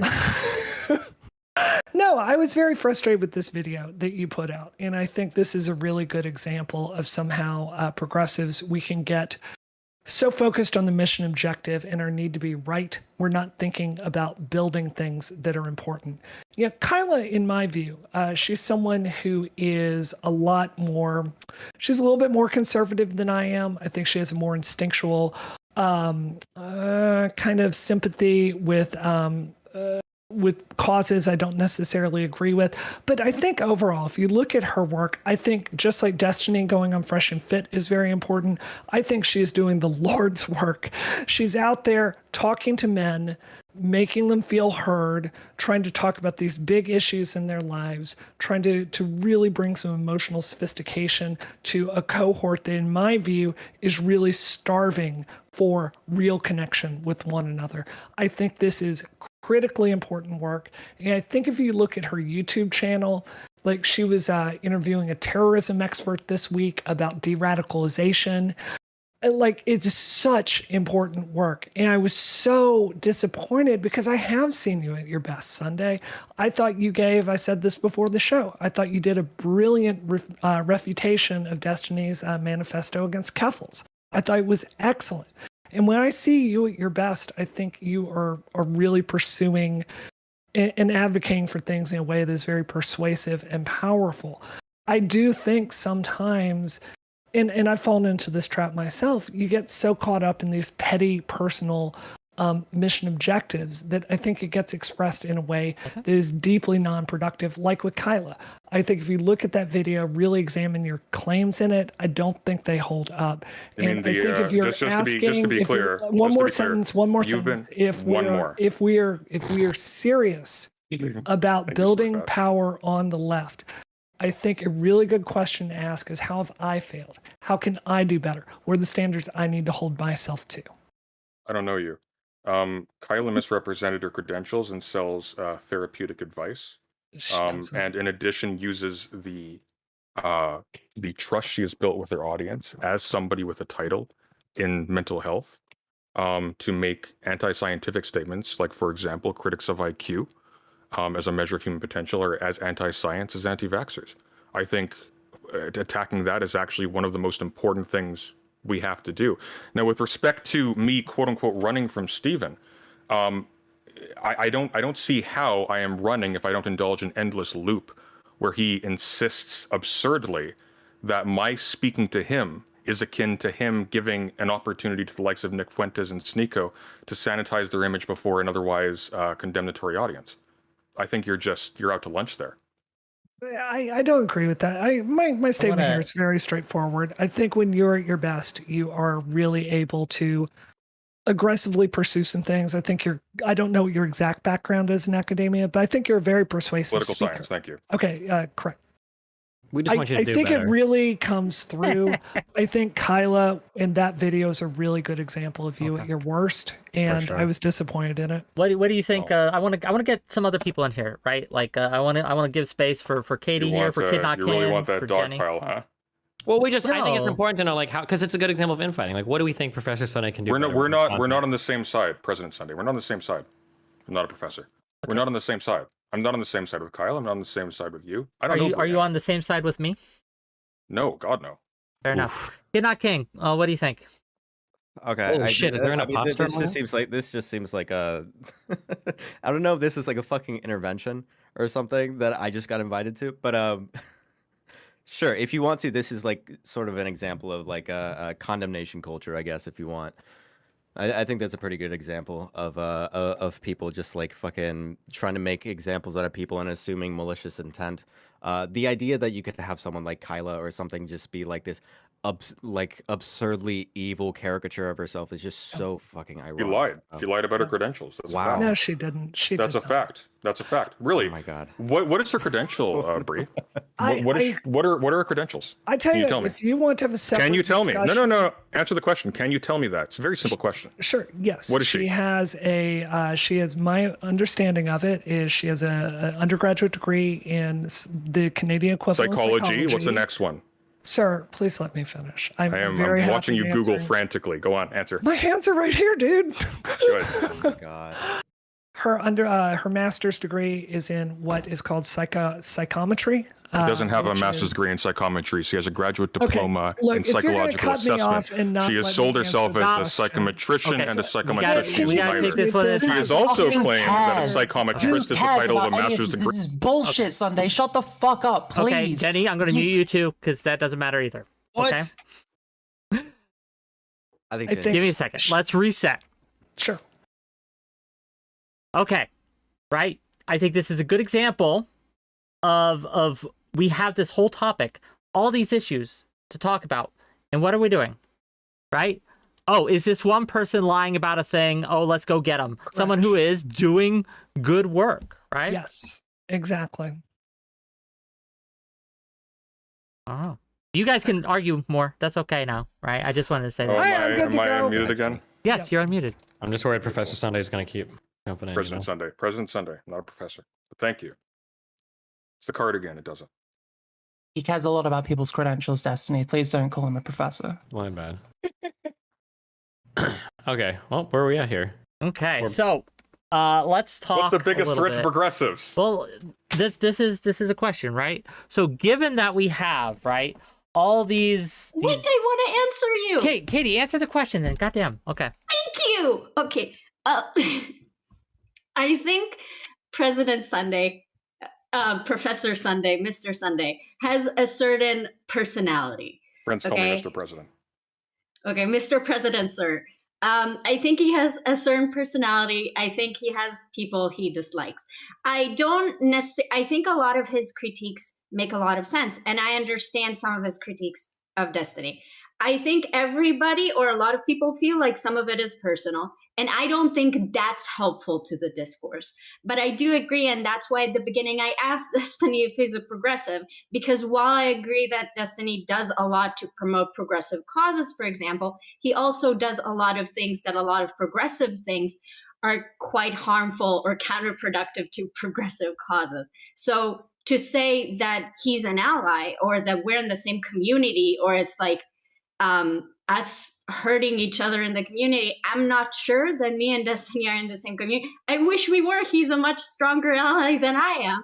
But sometimes, or a lot of the time, my opinion, he chooses to do things that are harmful to causes that I believe in. So I wouldn't be on the same team as that. You know, it's not that complicated. So how many sins does it take to get you kicked out of the progressive movement? 7. Is that really what I said, or is that a very weird interpretation of what I said? Can you? Well, you said, right, and this is what I heard, that we have a person. I won't personalize it, right? We have a person advocates for a lot of progressive causes, but there are certain things about them that I don't like. To what extent, or how many sins, right, do they have to commit? How many differences of opinions do they have to have before we're not on the same team anymore? Well, I think it would depend on. I think it's very individual. So I think every person with their ideology have their own thresholds of what they accept and what they not. For example, Vosh says that he's a progressive, that he's a leftist, right? And he has a lot of things that he tries to be conscious of, but he says, I'm going to say the R slur and I don't care, right? And that's my threshold, right? Whether I agree with it or not doesn't matter. I think it's individual. 𝙇𝙤𝙚 doesn't answer a lot of my thresholds, so we're not on the same team. Maybe if he and I talked, and it would be different. Like, I think it's very It's just a label for individualistic. everything that was happening earlier. It's like, what are you trying to do as a progressive? What is it that you're trying to do? Well, I think we have to be careful here because, like, it's reasonable to want Wait, to cut can I some... respond? Let 𝙇𝙤𝙚 answer, and then you can respond. Yes, go ahead. Okay. Well, because he was kind of directing to her, but I think it's fair to, like, want to gatekeep your movement a little bit. Otherwise, you would have no movement, right? Like, if somebody's like, I'm a progressive, I push a lot of progressive values, I just happen to, like, kind of think that we should bring back slavery. Like, that's probably a person that you don't want in your movie. Like, okay, you're not, like, I don't fuck with you. Right? So it's fair, but it's going to be hard to say, like, well, what exactly is the cutoff, right? Like, I believe that, like, what if somebody believes in minimum wage and they believe in helping disadvantaged communities, and the biggest driver of their belief in that is they think that there's, like, realistic differences in IQ because of the skull shapes of minorities. That's also probably somebody you don't want, even if they land up on policy positions. But it's going to be impossible to give a coherent answer saying that, like, how many sins does it take to remove a person from your movement? There's going to be, like, a broad family of ideas, and somebody has to kind of hit on enough of these to feel like they're enough of an ally to keep around. I just happen to think that progressives, like, test on way too many of those things, but obviously different people in the movement are going to disagree. I agree with you, 𝙇𝙤𝙚. So here's a look. I'm an engineer. My bias is towards pragmatism hugely. In fact, I think it's one of my limitations. So this is my honest question to you. If we agree that is an utterly worthwhile goal, what do we do to get there? Because I think you can try to model better behavior. And I think all of us have a responsibility to be more judicious in how we advocate for various causes. Like, what else can we do to get a progressive movement that's going to stop focusing on this tyranny of minute differences that is not getting us any political power? What are our options there? Because that's the important question here. How do we get to where we want to go? You get off the train, like, as far as us moving this country to where it needs to be, you get off that train a little bit before I do. Sunday, I think I get off a little bit before you do, from my estimation of your public statements. But all of us agree we need to go in this direction. Yeah. So how do we do this? I think what you have to do is you have to be willing to advocate. The biggest frustration with progressives is there's a lot of ideas that progressives have that everybody should be on board with. Yeah. Like, they just don't make money. Right. There's an argument to be made. Brianna, you probably know this by the Brianna. That's right? Bree. You can call me Bree. Okay, Bree. You probably know this better than I do, but I think Manchin was the only one standing in the way of the $15 an hour minimum wage. I think that was before the Senate at one point. It was Sinema as well, if I recall. It might have been Sinema and Manchin, but there might have been support there. There might have been support for a $12 an hour minimum wage. Sure. But we went for 15 or broke, and we didn't get 15, and now we have nothing. The inability, I think, of progressives to have, like, any kind of middle ground, because anytime you even say that, people like President Saturday over here are, like, talking about, like, the letter from a Birmingham jail. They're like, like, the white moderate, you guys are preventing any progress because you're not going for the most extreme thing. I think there's a lot of things that that progressives advocate for that most of the American population would believe in. And I think focusing on those commonalities would be good. Like, things like police reform. Like, I think nobody wants innocent people killed by police. But, like, when it gets slanted so heavily in a racial manner, or when we get into this, like, ACAB, defund the police, like, well, now we've lost, like, 80% of the audience. That's the issue, again, that I have with the lack of progressive focus.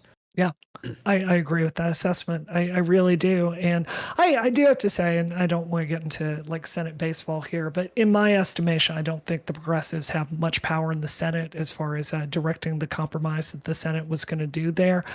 But I agree with your overall point that, sometimes if I'm hungry and I can get half of a sandwich instead of a whole sandwich, I think I'll take half the sandwich. Or what about like some type of like dramatic gun reform where we say like, fuck it, have your AR-15s, keep your rifles, I think it's like 300 people a year die from rifles, like 20 to 60,000 if you count suicides die from handguns. It's like, here, you know what? Have your rifles. We're not going to regulate them anymore. And then let's talk about like nationally, what do we want to do with pistols and handguns, right? But that's like a compromise. And that's not even a progressive thing. That's liberals too. But like, that's a compromise where if you made it, you could get some serious headway, I think, in gun legislation. But like people being unwilling to budge ideologically ends up hurting the greater goal. Can I ask though, Destiny, on that Actually, point, before you say that, can I just add some expertise here? Because very quickly, I'm the only person here that's run for the House of Representatives. I strongly agree with that. In fact, I think the primary process, because the United States has gotten so much more polarized, it makes it extremely difficult to have those exact kind of compromises. Like I tried to primary Stephen Lynch, who's a very centrist Democrat. I don't apologize for doing that, but that threat of the primary is really making it harder for politics to compromise overall. So that's I think it's an effect of a polarization, and I think it's also a consequence of, frankly, a generation of leadership in the House and Senate that is very timid. But the question to then at this point to you and Destiny at the same time is, who gets to give up their causes so that the rest of us can get what we want? Like you mentioned gun reform. I think that's relatively reasonable, but other people have said, Hillary Clinton said, we don't need to focus on trans issues. Just don't focus on them. We need to throw those, throw that cause out the wayside and concentrate on other things. So it's easy enough to say, yes, we should compromise. But then when we ask people, okay, what are you willing to compromise? That's where the rubber meets the road, right? That's where it becomes more difficult. So how do we get people to be more willing to sacrifice? Dude, this is the best part, because it's all about coalition building, right? Like you go over there and you bring in people, like you find out how many coalitions you can bring together. Let me give you a good example. Here in Massachusetts, we had one of these right-wing nut job groups that tried to pass a transgender ban in bathrooms here in our very fine Commonwealth. You had a bunch of different groups that got together, and they didn't take the most extreme version of this, as talking about trans people in sports or anything like that, but they're just garnering political power from, all these various organizations, and said, this is how we're going to counter it. It was a brilliant example of coalition building. That's politics. Could I just I think you said something really poignant there about like the polarization of people. Sure. And also like in turn the isolation of those polarized groups, where it's like we all have to kind of act as a monolith now that we're here, now that we're in this corner. It's in coalition building is a really big one too, but I feel like it seems like the environment that people live in ideologically is just so secluded and separated from like the other side of polarization that nobody knows what the fuck is going on over there. Yeah. And there's like very little exchange happening back and forth where people can actually like start to understand these things and like maybe stop this polarization so much, where it's not this like this huge monolith that you have to uphold, but maybe there can be some back and forth there. I agree with you. The understanding is good. I think something that's been very helpful for me is having grown up in Mississippi, right? Like I truly do understand how conservatives think. I adhere to and just one more thing. I also think that's why there's a lot of value in what Destiny does in interrogating and interacting with people on the right. I think that overall is a good thing to do. Yep. I believe in a very self-interested format for politics where I think I can be utterly self-interest. I don't know if I need to know the other side, but I think if I know I'm going to get something, that's how the coalition building is working, right? Like if you went out to Mom's Demand, right? Fine group, you should definitely go to a meeting. If you went out there and proposed to them like just a handgun ban, I can 100% promise you they would leap at that, right? So it's just this bread and butter politics that you don't get online if you're not actually going out and participating in real world politics. Okay. Polarization is an interesting topic in this question. We have about 20 minutes left, so let's get into it a little bit. I think that Katee, right? You mentioned a few things earlier about how, well, you can't be on on certain people's teams because they have different positions than you. One of the things that happens I see online in these spaces is someone will give an opinion and boom, all of a sudden they're labeled 10 ways to Sunday. No offense, President Sunday, right? But 10 ways to Sunday, where they're like, oh, you don't think trans people should be in sports? You're a transphobe. You must be conservative. I bet you're also a fascist. I bet you also believe this. I bet you also believe that. How do we fix this, Katee? Come on. Give us the answer. How do we? Floor is yours. How do we fix it? Again, I think there's a difference between advocates and regular people. So if you interact with someone on an interpersonal basis, you're going to react differently. When I say Destiny is not on my team, I mean Destiny has a big platform. He's a big boy. Definitely doesn't need my allyship, right? So I'm allowed to judge him a bit differently than what I would a person that I'm just randomly talking to. Now, maybe I talk to someone and they have shitty opinions. I live in Israel. Everyone I talk to have very racist, shitty opinions. You know, that's just how it is. And because of where my threshold is, they're not on my team. You know, it's very easy. Other people who might have slightly less racist opinions, hopefully I could convince them otherwise. We can talk through it and then eventually we could be on the same team. But that's kind of what I meant with everyone have their own distinctions. And then Brianna and Destiny said so. It's just about like realizing when you agree with someone enough to be able to work together and when some stuff are just like a no-go, you know? Yeah, I can't solve people being prejudiced, you know? Like, I don't understand. Well, like for example, Destiny found Nick Fuentes enough of a kindred spirit to invite him to his bedroom. And chicken and waffles. And chicken and waffles, I gave my wife to him for one night. Only one night? He traveled a long way, Steve. Well, that's because I was with him the other nights. I had a question for you, if that's okay. Who, me? Not you. Brianna. Oh, sorry. Yeah. Because you have a lot of experience with like IRL politics, right? And I'm an online person. Sure. So a lot of the discourse right now is about blue-haired, crazy Twitter people saying crazy things on Twitter, which is definitely only a progressive thing, right? Wink. But what about like IRL progressives that do actual grassroots work? Like, do we have any critiques towards that? Or are we saying that the Twitter mob is just kind of like sabotaging their reputation or... You know, Dustin, I have my own opinion on this. I would love to know, what was your experience in Georgia when you went down there to canvass? Because first of all, it was really cold. And, my experience in Georgia was fine, but that's because I'm brutally honest when I get on calls. When we had calls with some Democratic leadership, I said, hey, look up my shit. I talk about BLM and people getting shot. You probably don't want anything to do with me, but if you guys want to meet for lunch or dinner, we could chat. Like, that's cool. Because initially they wanted to like bring the mayor out and have him take photos with us. And I'm just very blunt because obviously I know at this point, I'm like, I don't know if you want this smoke. Okay. It's not good for you.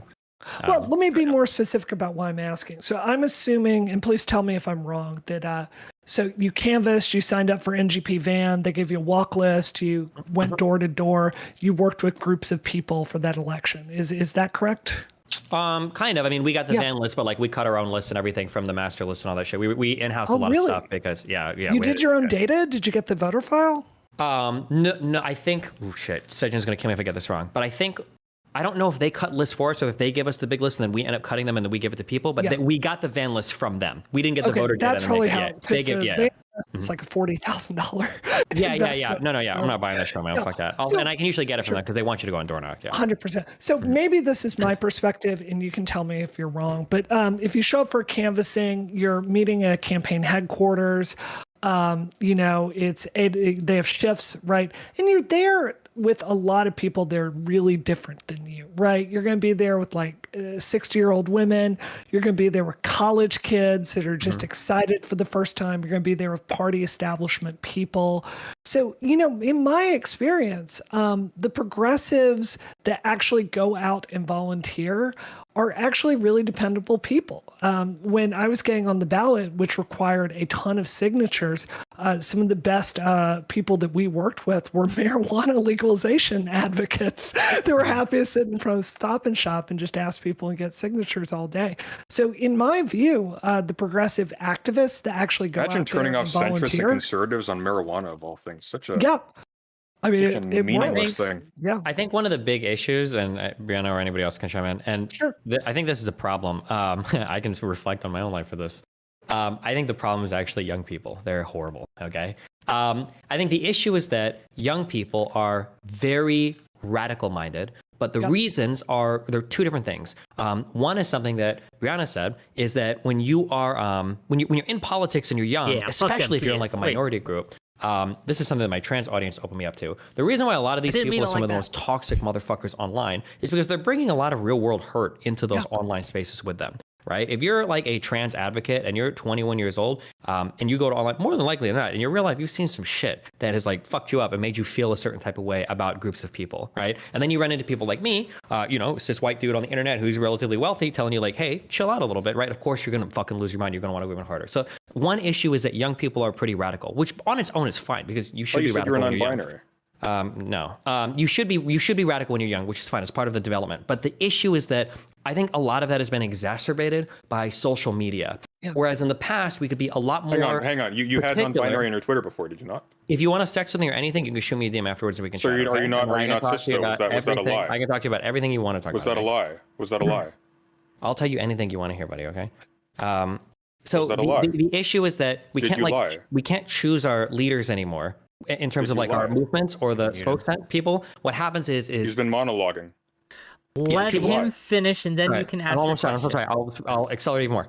Okay. What happens is that anybody can become an advocate now because everybody can hop on social media and tweet whatever the fuck they want, and then you get these kids that are young, that are radical, that have a lot of trauma, and now they become like the leaders of these movements, and they cause a lot of like internal strife and stuff on the progressive side of things. That's really detrimental to even real life organizations. Okay, that's my point. I couldn't agree more. But go ahead, Sunday. You had a criticism. Was Katee muted? No, Katie's not muted on my end. Oh, she muted. I muted myself because I wait for you to let me speak. Okay, so Destiny, do you consider yourself a young person? Probably not at this point, no. Okay, do you know that a lot of people think you're really toxic online? Yeah, of course. Okay, so I don't understand. So young people are more toxic. I don't see this as like an age thing.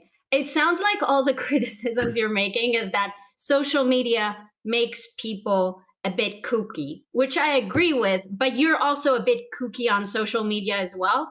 So this doesn't seem like a young people issue. Being kooky is my job. I make money by being kooky. If you worked with me on any of the campaign stuff that I do, I am very respectful. I am very courteous. I'll be professional in all my interactions. When I'm working you're criticizing Twitter behavior. No, I'm criticizing people that are ending up like shutting down their organizations because they're trying to like unionize and they're unhappy with like the answers they're getting, and then shit goes fucking crazy. I think this happened with was it the Young Turks, or was it there was another progressive like body where I think the people wanted to unionize, they weren't happy with the answer they were getting, and I think like or was it a publication that got completely shut down? Are those the young people? I think a lot of it is led by young people, yes. Okay, so maybe I misunderstood you, because I thought you were talking about young people with a lot of IRL trauma coming to Twitter, being advocates, and then being radical, and then saying a bunch of shit. No, hold on. I'm sorry. To be clear, the original question was, I think, unless I missed something, I thought the original question that Wick asked was, does this carry over to real life organizations as well? Yes. And I think that what Brianna said before is, I think for a lot of political canvassing, it's a lot of it is actually like middle-aged like women. Are the ones like leading and participating, and generally speaking, things are more chilled out as you get older. There's not as much like kind of like ego, and not to say that there's not drama with local politics, because holy fuck, there absolutely is. But but when you have a lot of young people together that are very active on Twitter and like want their voice to be heard, which is all fine and dandy, but like sometimes it comes out, I think, in really negative ways. Where everything is like very dramatic and shit gets shut down and people get canceled, and it gets a little not good, not productive. So maybe I'm being like very, very stupid, and I apologize. So the people that are canvassing There's drama in that, but generally people are chill when they are older. And the young ones, IRL, are they chill too? Look, Katee, as you get older, generally most people get more Wait, I emotional. get the Are you point. a I'm just moderator or are you a questioning debater? it. Where I'm are you? both. Like- This is my show. I'll do whatever the fuck I want. Okay, right? Like, but Really? the So there is no idea- moderation, to be clear. This is a farce. Uh-oh. He's about to leave. Careful how This you is answer. a farce. This is it's all the world's a stage and we are merely players upon it, right? And sound of fury signifying nothing. Fuck that, right? What we're doing here is we're having a conversation. This is a conversation, and I am part of this conversation. I'll continue having this conversation the way I want. Katee, right? In general, people gain more emotional control as they grow older. That's just true. Do you disagree? I'm aware. Okay. So when Sure, people I'll- make a statement, right? When people make a statement that people who are younger tend to have less emotional control, be more extreme in their politics and more extreme in their reactions, and this causes problems. What is your problem with that statement? What are you referring My to? problem What with is the that basis statement, for declaring that? Do you disagree with the assessment I have just made? I don't know on what basis it's made. You just stated it. Here, can I give a real life example? And Please. Katee, you can like respond to this. Here, so here's like a real example. Okay, I'm sorry, I'm not trying to single out like the trans community, but these are the people that I've talked to the most that are like in a minority community. So here is something that was given to me that's pretty directly tied into age. So a lot of trans people email me. They're saying things like, NB women on campus drive me fucking crazy for this reason, that reason, that reason. All the trans advocacy that exists on college campuses drive me fucking crazy. I got that message over and over and over again from older trans people. I got a few messages though from older trans people that said, yes, a lot of the trans people on college campuses are fucking crazy and insane, but a lot of these people, for the first time in their life, have an open community where they can actually talk about a lot of these trans issues. So of course they're going to be crazy. And I guess to relate it to a person, if you've ever had like the atheist phase in your life when you are finally allowed to go on the internet, and that was the cringiest moment ever when everybody was an atheist in like 2010 on fucking Reddit and shit. But it's because we finally get to shit on God and all that. We escaped our Christian backgrounds. But I think that's largely a function of age. That like eventually you kind of like you get through your radical shit and then you kind of age out of it a little bit and you still want to advocate for things, but you're in a way more chill place and you can get people talking to people that disagree with each other and you're not trying to like cancel and destroy their lives because not everything is like the most like apocalyptic event. Okay. Mm. That's like an aging habit. So Brianna, since you have probably the most experience with like canvassing and political activity, IRL, do you feel like young people struggle with that more? Yes. I'm sorry.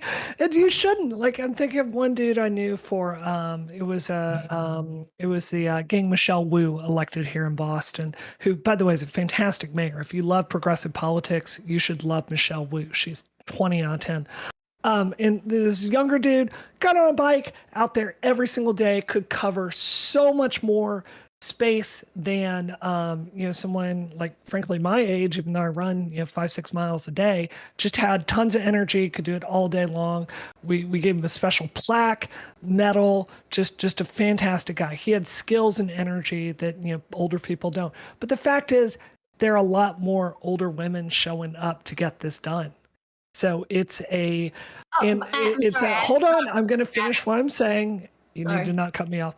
So I think that the younger people, when they're there and they're invested, they are excellent. Mm-hmm. But as a proportion, this is what I mean by social media making many of us fall into a trap. I don't think there's enough modeling at the high end. 𝙇𝙚, I'm not trying to call you out specifically because I think it's everyone. I think it's Hassan. I think it's 𝕵𝖎𝖎. I think it's everybody.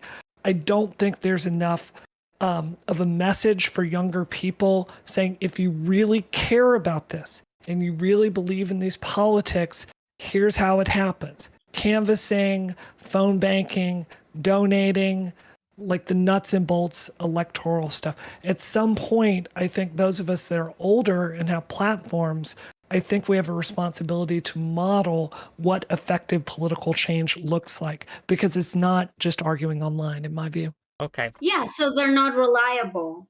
That's completely understandable. That's I guess not what I just I'm saying fewer of them make it a priority on a Saturday, very specifically. Noted. So we're running out of time, gang. Okay. Or wait, did Katee have a response to that? I'm curious. Oh, Katee, do you have a response to that? I asked if they are more radical. I heard they're less likely to appear on a Saturday or less reliable. So are they more radical? Yes. Yeah, it seems to be the case that like when people start becoming politically active, they want to make like this crazy amount of change become like super like revolutionary types or whatever. I see it a lot in Portland, and these are mostly young people. It just kind of makes sense, especially once people start becoming politically active.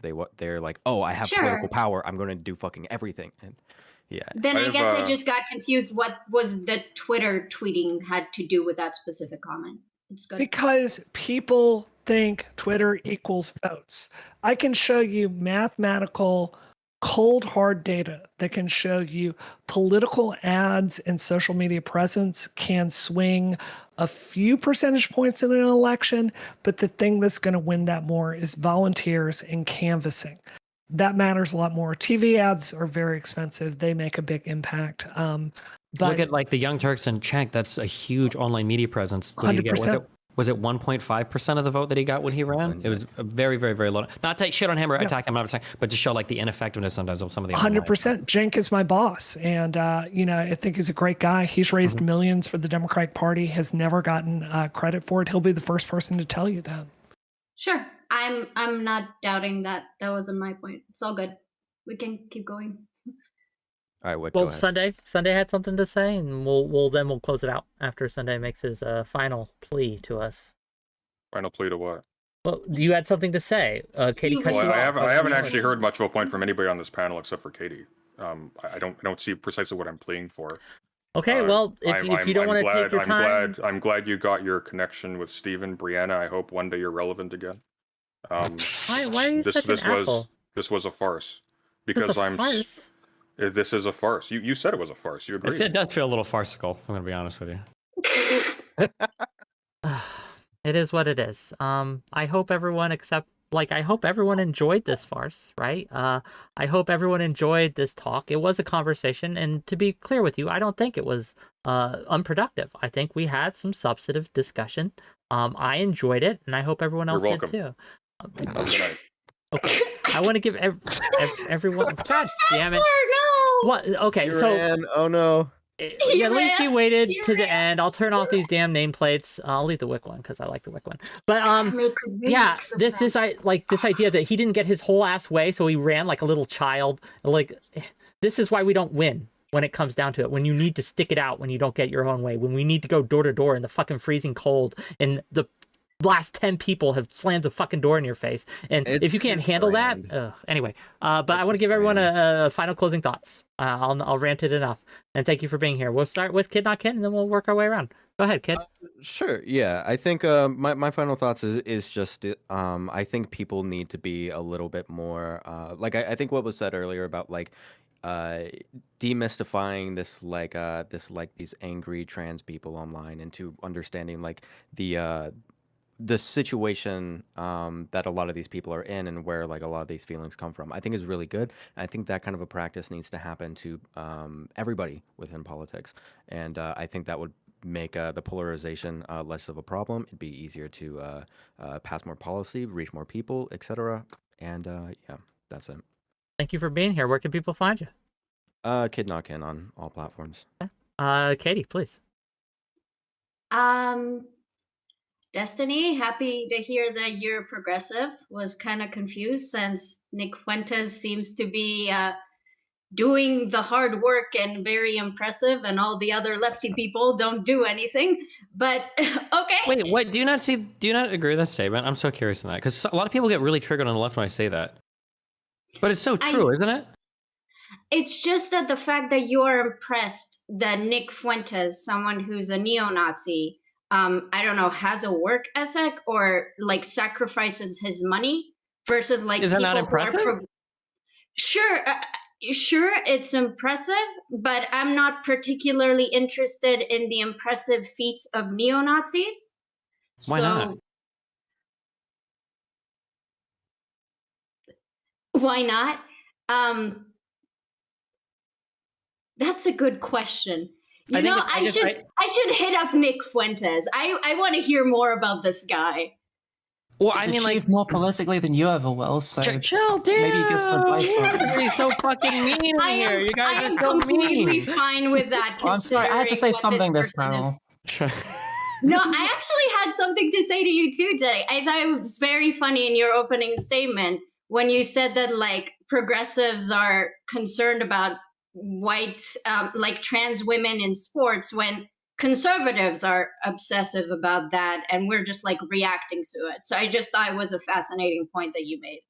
Can I just say something super quickly on this? You know, I grew up in Mississippi. The only reason I'm a Democrat today, like I grew up Fox News, Sean Hannity, church 3 times a week. The only reason I ever saw the light is because Democrats were willing to go out there and talk to me and express a different point of view.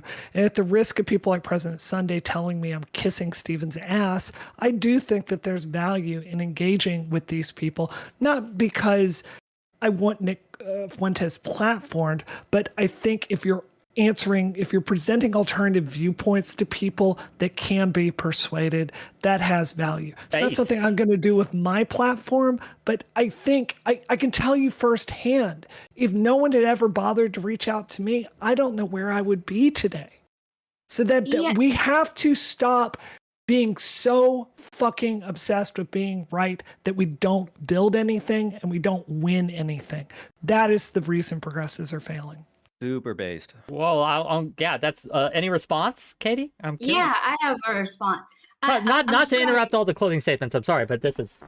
Go ahead. I'm really confused. Who is reaching out to it? Because all I'm hearing is Nick Fuentes reaching out to Destiny's audience and Destiny talking about how he's impressive. So maybe I misunderstood you. Okay, hold on. When I said Fuentes is impressive, what I'm saying is that the amount that he's been able to accomplish with far less funds and far less mainstream backing than people like Hassan Arvash is really impressive.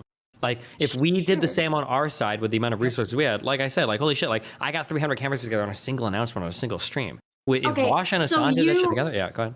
So you talked on this panel about how if progressives care about their goals, they should do stuff that are effective to promote their goals, right? So I have no issue saying Nick Fuentes is very impressive with his achievements. I'm just not sure how promoting Nick Fuentes and shitting on who is a neo-Nazi is helpful to progressive goals. You can say that it's impressive. I'm not sure how promoting him to your audience is helpful to progressive goals. And you claim to be a progressive. Yeah, I don't think we should promote him. I'm not saying we should promote him. You are promoting him, though. By saying that they're effective advocates for the things that they believe in?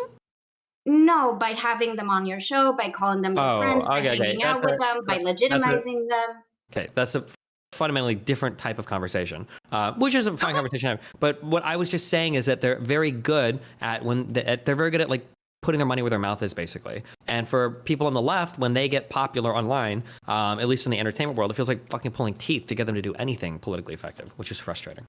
Sure. Cool. You can find me at 𝙇𝙚𝙚𝙚. I removed the dough, so it's DATKATEE.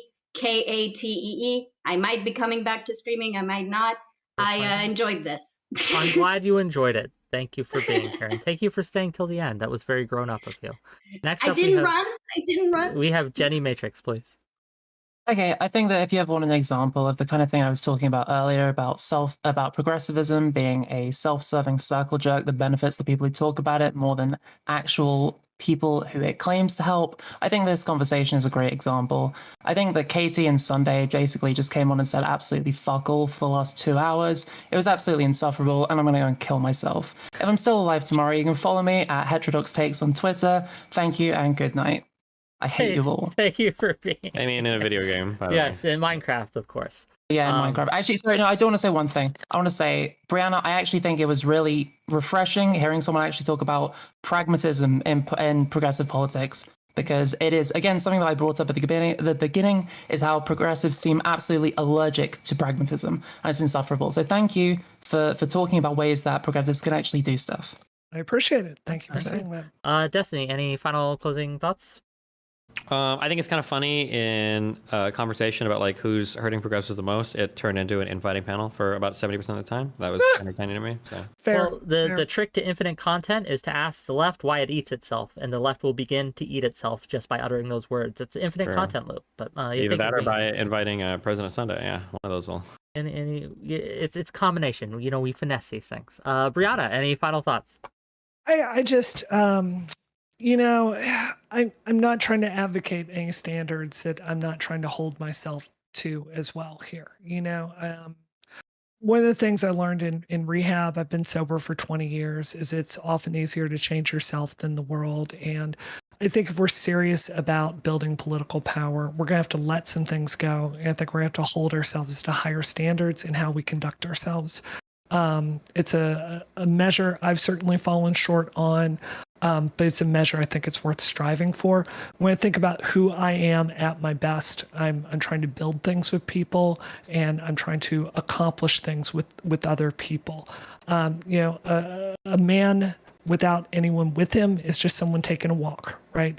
So I think we need to radically reframe how we're thinking about these issues because, just to be honest, Jenny, I agree with your assessment that a lot of the times it's just a circle jerk. Well, thank you. Wait, can I wait real quick? Please. Sure. Can I do the thing? Please. There was a hard question asked earlier that wasn't a good response to, and you just said something. I'm actually curious to hear your response to it. Somebody earlier, I wish I could remember, whoever asked this, take credit for it. Somebody earlier asked, how do you tell people which issues to leave behind?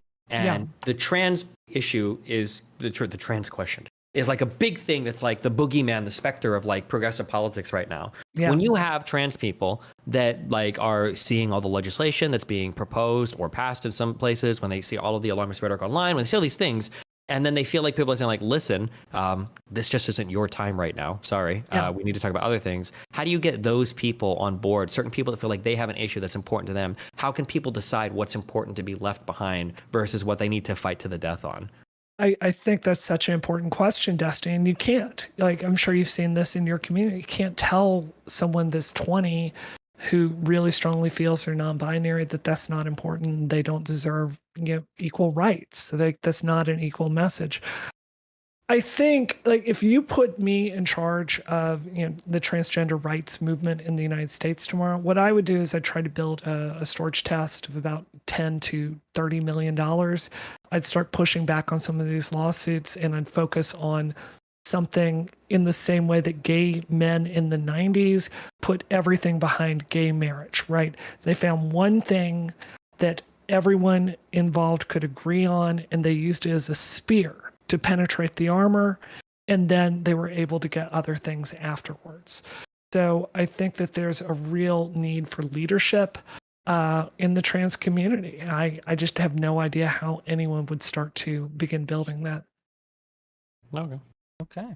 The thin end of the wedge, as they say. I think that's something that the conservatives use to point to.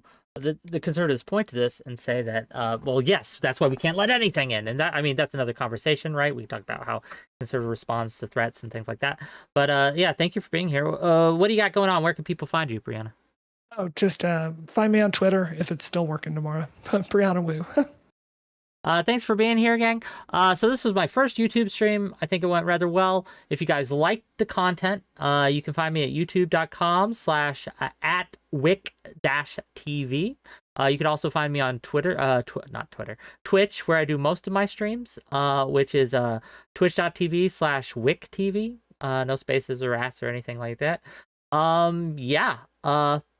Great. So one more thing I've been asked to do by Not So Erudite. She DM'd me and she asked me to read a statement, which I'll do. The statement is as follows. And this is Not So Erudite saying this. She says, I provide a service where I help people find a therapist in their area. Many people struggle to find a therapist that suits their needs. I have more understanding of different designations and credentials. I charge a one-time fee of $40, supply them with 3 to 5 strong options, and if none of those therapists work out, I give a full refund. Not whatever shit Sunday said. Okay, thank you again for being here. Can I just share a personal story about her just before we jump off? Because I think this is really If everyone wants to. Well, now we're not ending the stream. I'm just letting everyone go. If people want to call in and stuff, I can give you my Discord link. 100%. And you guys this will just take a second. Go ahead. I think what I found so disingenuous about Sundays, I did Erudite show, and like I said, I've been sober for 20 years. And what I was really impressed with by her before we were starting it is she made it so clear in DMs before we started that she was not a clinician. She was not there to diagnose anything, despite having a ton of professional expertise here. I can tell you my one-on-one experience with her, she was so careful and clear in delineating her role there, that she just wanted to have a conversation. That just, I think if you know her and understand the way she conducts herself, I think it's really laughable that she's claiming to have credentials that she doesn't. I think it's ridiculous, and I think it's insulting. Noted. Anything else before we switch to the next segment? Yes? No? Okay. No, Thank you again for being here, gang. You can stay if you like, or you can go if you like. Either way, if Wait, you want to can call I yell me. at you now? You can absolutely yell at me. Go ahead. Okay. I thought it was really shitty and disingenuous of you to just say that, like, you organized a panel and then the left ate itself. Because if the left is, apparently everyone agreed it was just me and President Sunday, we seem to be pretty in cahoots, so I don't know what the fuck you're talking about, and fuck you. Sorry, the left designated everyone it didn't like as a liberal and then it ate them. How's that? Is that a better description of what happened? Ooh. Sure, I don't think that's what happened, but you didn't talk much, so maybe you didn't get what happened. Okay, well, you spoke a lot, but you didn't talk much either. That's true. But to be fair, other people at least try to shut me up. Well, can I just ask, though, Katee, do you not think the left eats itself? Do you disagree with that assertion? Can you define eat itself, and how does that differ from other you think communities? that the left has a problem with pushing people out, micro-otherizing, and dealing? Well, I'm not. Oh, you have a 2% difference with me. You're not a real progressive. I'm the real progressive. Do you not see that as a problem that's permeating the left? More than other communities? We're not comparing. We're just saying, is this a problem in the left right now? Yes or no? It doesn't matter if it's a worse problem among conservatives or a less of a problem among conservatives. We're not talking about conservatives. Among the left, are you just not understanding what I'm saying? It's like the president. Like, I think I understand what you're saying. I just find your framing to be super uncharitable, so I have an issue with it, right? How would you frame it? I think that I heard Destiny say that the left eat itself, but so does the right. They just do it in different ways. And as the leading figure of thought in progressive spaces, I think I can take from Destiny's opinion and say, if we both do it but in different ways, then I don't see how that's a unique critique of the left. Do you get my point? It's like a unique critique of the left, but like at some point you have to like take the onus on like what you have the ability to change. Yeah, so kid, you didn't get to talk much too. How do you want to change the left eating itself? Can you give me a solution, please? Yeah, stop assuming malicious intent on everything. Go outside and treat people better. Yeah, that's it. Is that for me personally or for all the left? Yeah, maybe. I don't know. Okay. Ooh. Okay. Well, personal attacks on the table. Well, we have a caller if we want to bring him in and see what they say. Parallax. Bring him in. Yeah. Hey, Parallax, what do you think? Oh, Jesus, I don't know how far behind the stream I must be to have been dragged in just now. Hi. What's up? Yeah, you are the content right now, Parallax. Let's hear it.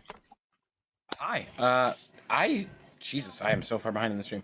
I am listening to I just got done with Brianna's comments on President Sunday's video. I don't have a lot to say tonight other than President Sunday being a pedantic son of a bitch while getting so much wrong is absurd.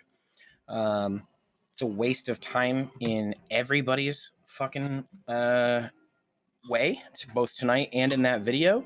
And he should really learn what the word credentials means, because Kyla expresses her credentials very clearly, which is that she has a graduate diploma. Yep. And then she expresses her title that she uses at work, which is a psychometrist. Fuck off, you pedantic loser. It's so disingenuous. She said it 100 times. She's been very clear about that. And I'm sorry. I know probably no one wants to hear a feminist point of view on this, but there is a legitimate, like, it is hard for a streamer, and especially a woman, to like be public about who you are. And this fear is always going to be in the back of your mind that a bunch of nut jobs online are going to find your place of work and target you there and then harm your ability to make a living. I'm sorry, that is amplified for women out there in the world. Post your private fucking Facebook and contact 100%. your university. You loser. Holy shit, I just realized for Kyla, this isn't even the first time this has happened. I know. It's still so bad for her. He's still a fucking loser. Can I say this? So, Destiny, do you remember this in your stream, your Keffel's Manifesto stream? Because he came on there and you started, you asked your chat. You asked your chat, hey, does anyone know who this guy is? I might want to have him on our stream, someone else on Sunday's discussion. And then Sunday came on, immediately started accusing you of doxing his friend, trying to dox his friend, this is the problem. He's such a hypocrite. He holds other people's standards that he will not hold himself to. And it's sad. Sad indeed. We do have one more person. Was there anything else, Parallax, that you wanted to ask to the panel, or was it just the erudite stuff? No, I did that. I wasn't ready to be pulled in when you pulled me in, but that was the most important thing to get off my chest. But I do think that we touched on some really important things, and I want to compliment Brianna on touching on the fact that, like, the most important thing, and I think it got ignored, is that the left is so concerned with being right that they don't concern themselves with being effective. And I really wished that there had been more of the panel that was focused on that than pedantry over fucking words. It was a really great point, and it's arguably the most important thing that could have been focused on in this panel. Luckily, Can we I have ask a you a call. question? Go ahead, Katee. Yeah. Can you give me an example of the left being ineffective? Because I'm hearing we should be more effective, but except for stopping the crazy Twitter mob and not being mean to Destiny, I need a bit more like effectiveness than that. Look across the United States and look at Just real quick, you got some background noise. I'm turning it down. Kid Please. just DM'd me. I just turned it way down. I didn't know. Kid just DM'd me. So long story short, you should look across this country and look at non-national elections and see how badly the Republicans absolutely wipe the fucking floor with Democrats across this country. When the further you get away from the national stage, the more you will see that Republicans wipe the fucking floor with the Democrats, and there's a reason. Yeah. And it consistently prevents Democrats from being able to get ideas from the ground up because we can't win at local elections and smaller offices. So yeah, the left is not effective. That's great. That's not what I asked for you to tell me how we should be more effective, and then you told me what is happening, not an actual advice. Can I give an example of like a sure. framework that I feel like I've identified that's problematic? Please. I'm very familiar with this because I used to give this framework a lot. I think that the issue is that the left has created a couple of these very bad, like, thought terminating paradigms that make it so that, like, resistance has to be maximized, other you're essentially doing nothing. So there's two really big examples of this. One has to do with the paradox of tolerance. So essentially what we have is, if we want a society that tolerates everybody, well, obviously we can't be tolerant of the intolerant, right? That's true. But the problem is that leaves the window open to label so many people as intolerant that what happens is people view your political advocacy as you're either completely and totally 100% on board, or you're going to side a little bit with the intolerant people. You know, all of the comics that come out where it's like, on one side, a person is like, oh, I think that we should help trans people. And on the other side, a person's like, we should murder all of them. And the centrist guy is like, I think these both make good points. Everybody's like, that's what a centrist is. You're either binary with us or you're completely and totally against us. I think that the theoretical construction of those types of things, like the paradox of tolerance, leads progressives to these world viewpoints where you're either 100% with us or you're a fascist. And that makes it impossible to, like, pass or do anything, because people have to be totally 100% bought into your ideology or they're an enemy. Can I add on to that? Because I really strongly agree with that. I also think a side effect of that is I think it weakens our ability to make intellectual arguments and appeal to the other side. I can tell you, having run for office, if you're not able to go out there and have a conversation with any type of person that disagrees with you and find some common ground and connect with them, you're not going to be able to fundraise, you're not going to be able to canvass. I think this all or nothing thinking makes us much weaker because it makes it so we can only talk to ourselves. I'm not saying you have to agree with the other side. I'm saying you need to understand it and be able to counter those arguments. I think that is a very important, powerful, realpolitik skill to have. And I think that to build off of that, to reply to Katee, this is the exact framework for what we need. We need to start finding common ground within the disagreements in the left, finding ways to get into spaces organized and work from the ground up, which is what I'm talking about. And not just the left. The issue is, and not just the left, but not in just general, the left. We like, I'm sorry to cut you off, but this is a problem we have. We have to reach into conservative and moderate spaces. We have to. But I'm talking, yeah, I agree with you wholeheartedly, to be clear. I'm referring specifically as a reply to Katie's question. We've got to find common ground amongst the people on the left we disagree with so that we can organize on a local level and build from the ground up. We at the left, we really want to win the presidency, the Senate, and the House, and we don't want to build from the ground up. That is the issue. Yeah. Yeah, a big. I think an example of this is probably something along the lines of like when I talk to a bunch of people about pro-choice versus pro-life stuff, a lot of the rhetoric that I end up seeing sort of equates the pro-life angle to be just strictly anti-woman. And then when I talk to people that are like pro-life, like they have like a totally fundamentally different view on what consciousness is, on what the worth of a human life is, and there's so much like religion and stuff like wrapped up into it. But like if you sort of give this nuance into the equation, like there is a conversation that you could end up having between these two sides that just kind of gets stopped once you start equating it all to like, oh, all pro-life stuff is basically just misogyny. So Katee, yeah, that's why we've all kind of circled around this. A lot of people have answered your question. Do you feel your question's been answered at this point?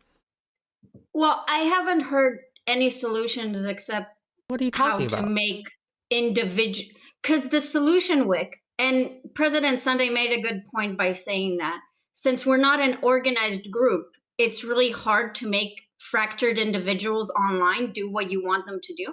So we can advocate, and I'm fine with that. Brianna is doing that. Destiny is doing that. You're all doing that. Hopefully it would influence people.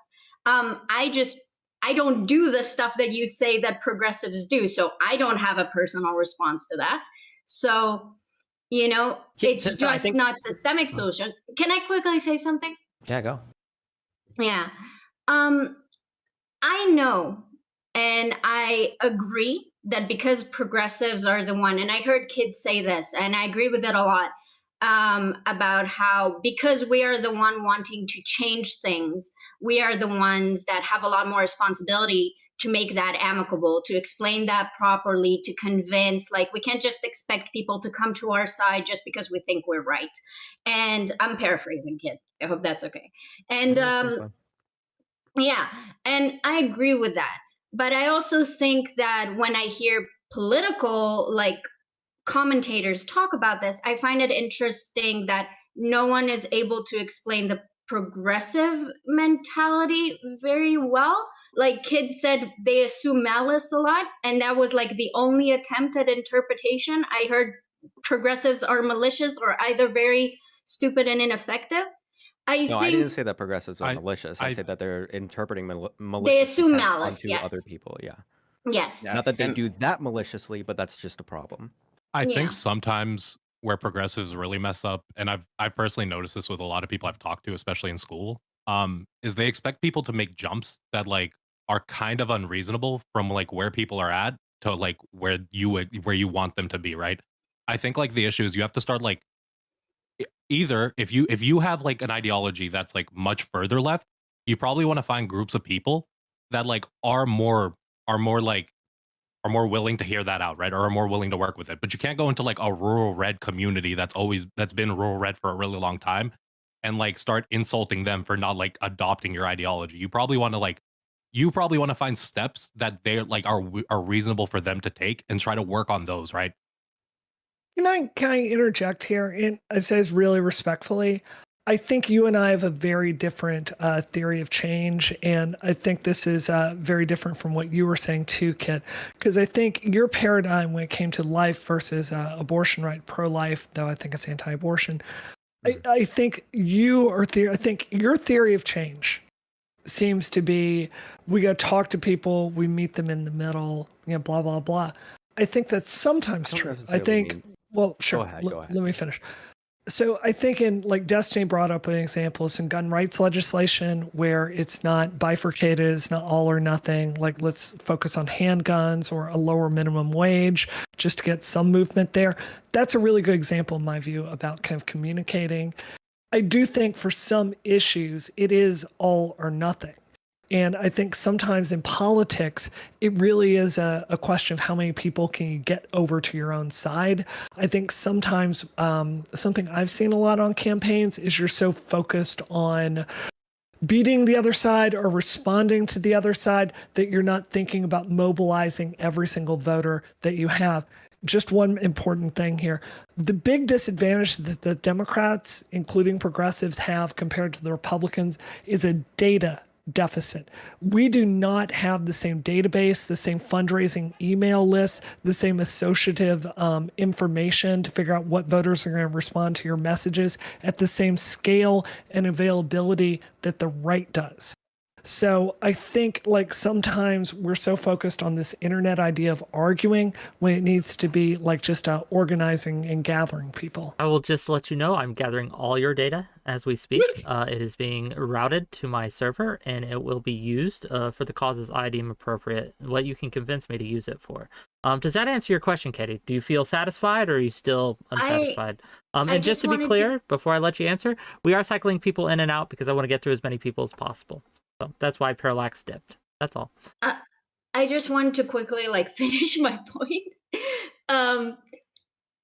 So yeah, when I was saying about the progressive perspective, I think that I'm not saying that it's good. So maybe when I'm putting up resistance, people are thinking that I'm disagreeing with them, and I'm not. Like, I think these observations are not wrong. I'm just I'm genuinely asking about.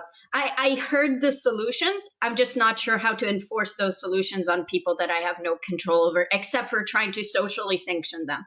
Which I think that's all we don't can do here, right? That's all any of us are advocating for. We're not. Nobody's saying we should like make a lot of put people in jail or. We okay. Well, if that's all you're advocating for, we spend a whole lot of time saying the same thing over and over again and advocating for the same thing over and over again while repeating that endlessly. So okay. Well, I mean, that's all we do online, right? That's all Tucker Carlson does. Tucker Carlson isn't a legislator. He's not a lawmaker. He's not passing any laws, right?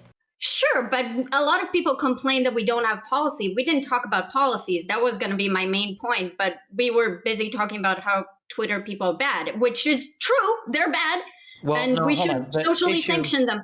It goes hand in hand. The issue wasn't. Let me finish my point. I beg of you. You got to be quick. You got to be quick. No, okay, go ahead. Use the soul wit, please. I thought we were doing it back and forth. Go ahead, go for it. So, I'm just saying that while, especially, I agree, young people are bad at not using it in a derogatory way. I think a lot of progressive lenses are looking at outcomes. So if what you're saying will lead to transphobic outcomes, then you might say that's transphobic, and people take offense to that. If it will lead to racist outcomes, you say that's racist, and people take offense to that. So I think there's a miscommunication there in looking at systems versus individuality.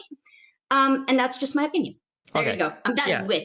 Sure thing. So I don't think there's a miscommunication. I think the problem is the outcomes are not binary. There are different levels. Like, people view transphobia as a binary thing. There's absolutely not. There might be a person who, if their own kid was transphobic, they'd kill him, but they would vote in favor of any trans thing because they don't care about it for other people. That's fine. There might be some person who's like fully on board with almost every single trans thing, but they won't date a trans person ever and won't even consider it. And then there might be a person who just wants all trans people removed from society. They don't even believe it's real, right? All of this exists on a spectrum, but progressives have a hard time staking out positions on the spectrum. It's either a binary yes or no.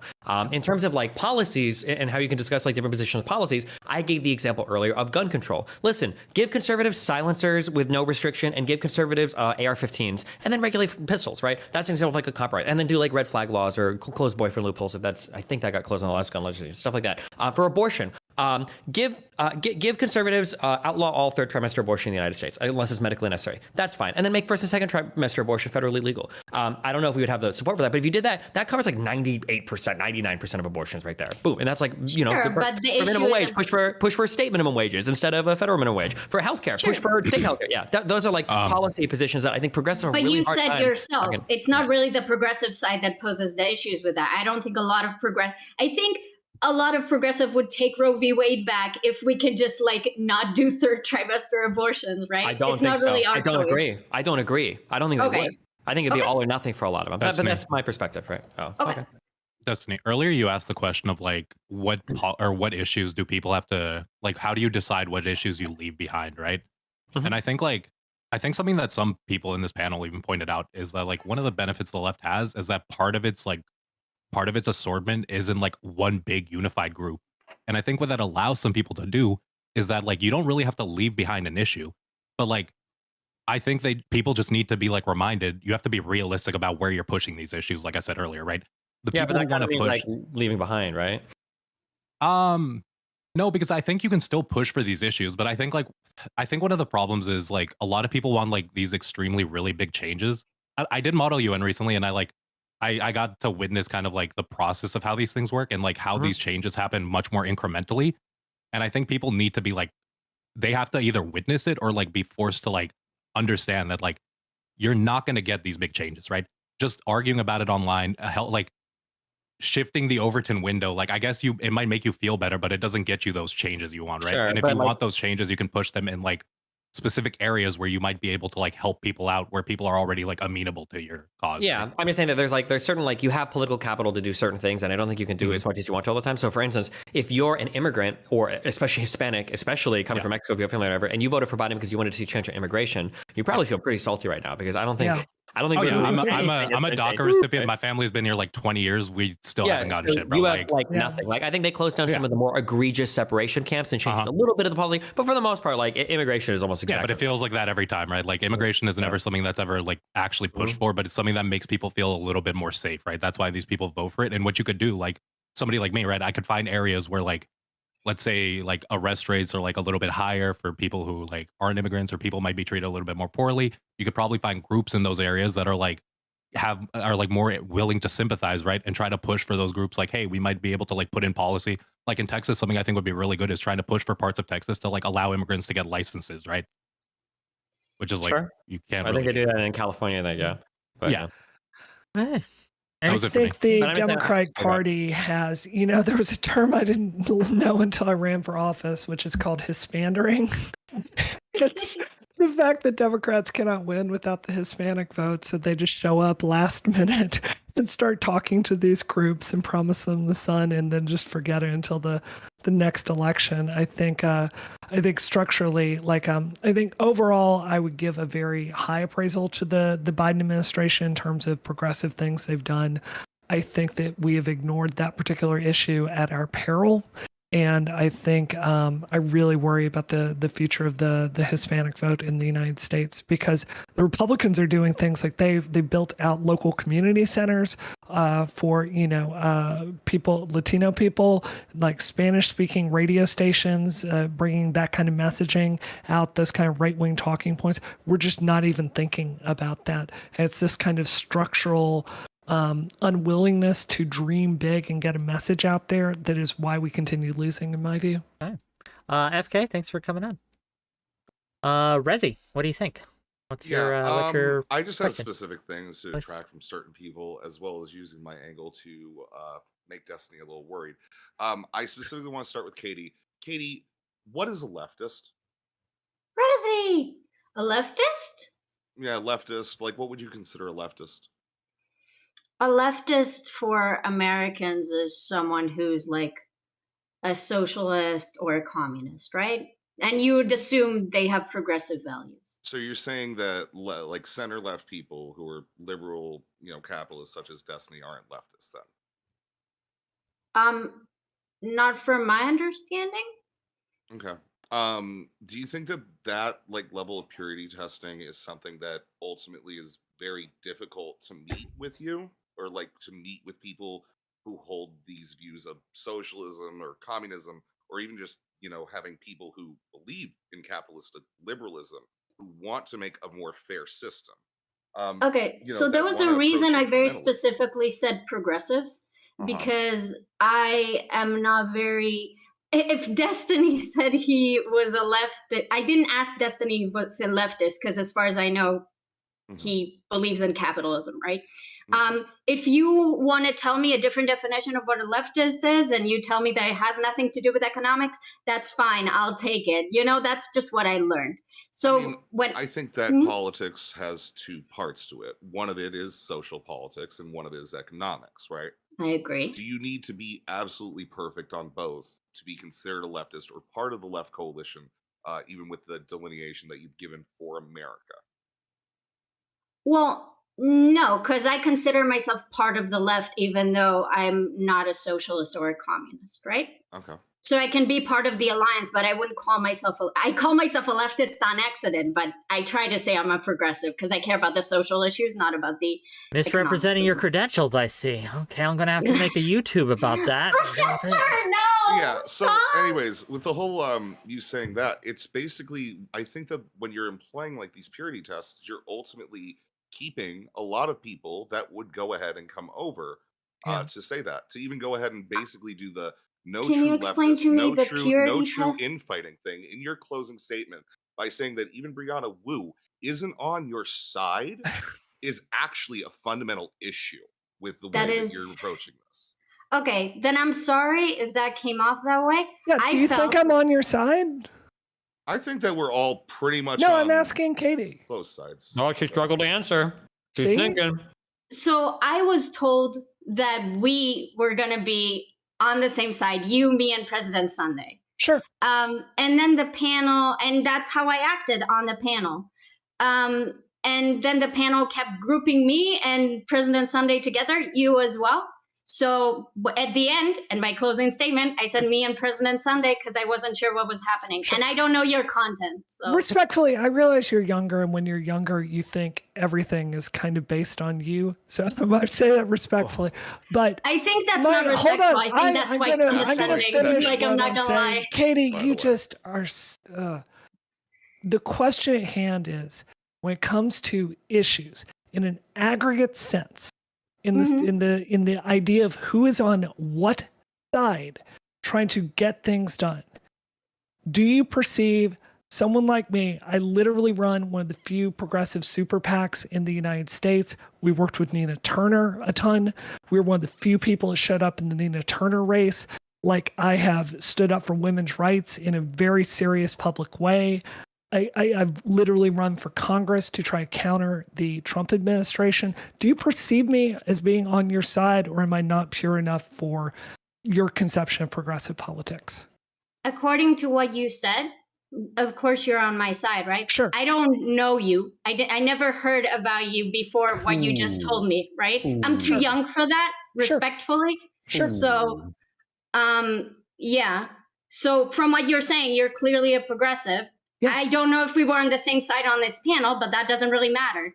I'm not sure what is the constant gesturing with like the purity testing. Riz, can you explain to me what you mean when I purity test Destiny? What I mean is that I think you're purity testing everyone. And I want to go ahead and move to my next point, which is actually... No. I need you to explain that to me, because if you're going to say that I'm doing that... I think that you're purity testing people. I think that, like... Can you explain what that means? Okay, what I mean by that is that you are deriding people and their commitment to these issues, right? With the way you talk, the way you're going ahead and separating and otherizing yourself from them as well. I think that that's what I mean by purity testing.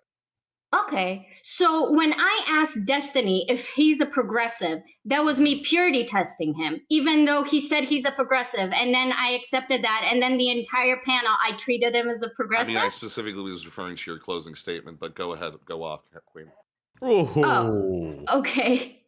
So I guess everything else I said doesn't matter. I actually wanted to go ahead and buffer you up a little bit here with a criticism of now Brianna. I'm lumping you in with Jenny. Why did you, Brianna, why did you bring up her age? Right? Like, the thing is, it's like, feel that like you're going ahead and otherizing her based on her age. And Jenny, quite the same with the tone that you're taking, right? Like, this is the same like leftist infighting, the same consumptive, disease that goes in and plagues this level of politics. I think that, maybe if we were in a bloody sports part of this, but I think we're trying to actually get to points where we can understand one another, and my cat doesn't block the camera. He needs to lick his balls. Sorry. I think that's a fair criticism. I think that honestly, like that I've was tried like for 2 hours to just smile, and I guess my patience failed in that moment. So I apologize. Yeah, and I'm neither a Jenny, leftist or a progressive. Why did you not even give a moment of that? And I think that that's honestly characteristic. Because I'm not a leftist or a progressive. Okay. It's not infighting when I do it. I don't care about what you guys do. Okay. Agreed. Okay, so you can just be an asshole to people just because. Do you think that's what Okay. not being a progressive is? Is just I being just an think that's asshole? what being an asshole is. Well, Okay. Rezi, thank you for coming. I'm not done. I have one more. One quickly, Hey. briefly, concisely. Destiny, when you go Uh-oh. ahead and talk about third trimester abortions, how do you respond to doctors that are unwilling to perform abortions because they're not sure when it's medically necessary? That ultimately makes the argument to go ahead and have these abortions be even open up until the end of the third trimester. Usually medical decisions are made under a doctor's discretion. If they can't, then you get a consult. If the problem is a moral one, this is really mean, but pick a different job. It's guess, not it's yeah. more the question of doctors that are afraid of losing their jobs because of state bodies trying to regulate them. And that's actually something that we've seen crop up in Texas and Indiana. Well, I mean, my answer is going to be boring and obvious, right? I wouldn't support like attacking doctor jobs for performing medically necessary abortions, right? You would hope there'd be some kind of like statutory protection or some sort of like licensing protection for people that are performing surgery where it may or may not be on the line, right? I think if we can protect cops that shoot and kill innocent people, we should be able to protect hospitals and doctors that might perform an abortion that maybe wasn't 100% medically necessary, or maybe upon review it wasn't, but yeah. The only reason why I focus on the abortion thing is because like those third trimester abortions are such insane edge cases, and it feels like we all want to like fight and die on the hill of third trimester abortions when it's such a rare procedure that really nobody likes. Like even the most evil abortion having woman in the world is going to have a hard time terminating a third trimester pregnancy. Like the dude's like kicking around you at that point. That's a rough one. But, yeah, but it happens in that instance most of the time because someone has like a catastrophic birth defect. Yeah. They're going to be giving birth to someone that's going to need care for the rest of their life. I mean, look, I think I've expressed on this panel, I am generally a person for compromise and getting what we can. I just have to tell you, if you're saying, look, you're going to have to care for a child for the rest of their life, and they're not even going to be able to respond to you, and you're going to become a full-time nurse, and that's going to be your life from now on. That's a real personal cost, and I feel like that's not present in the discussion a lot of the time. Did your question get answered, Rezi? Yeah, I want to thank everybody for answering my questions. You've been lovely, kid. You're super hot. I'll talk to you all soon. Be safe. Wow. Mug, you're up. buddy. Hi. Yeah, we're scraping the bottom of the barrel now. Yeah, so Brianna, you said yeah, damn straight. All right, we deserve rights too. Okay, so the you mentioned something about the young radical people being like kind of part of the problems you identified when it comes to actual activism on the ground, and Destiny seemed to agree with that. Do you agree that they push like the worst elements of the online discourse as well, or is that a separate problem?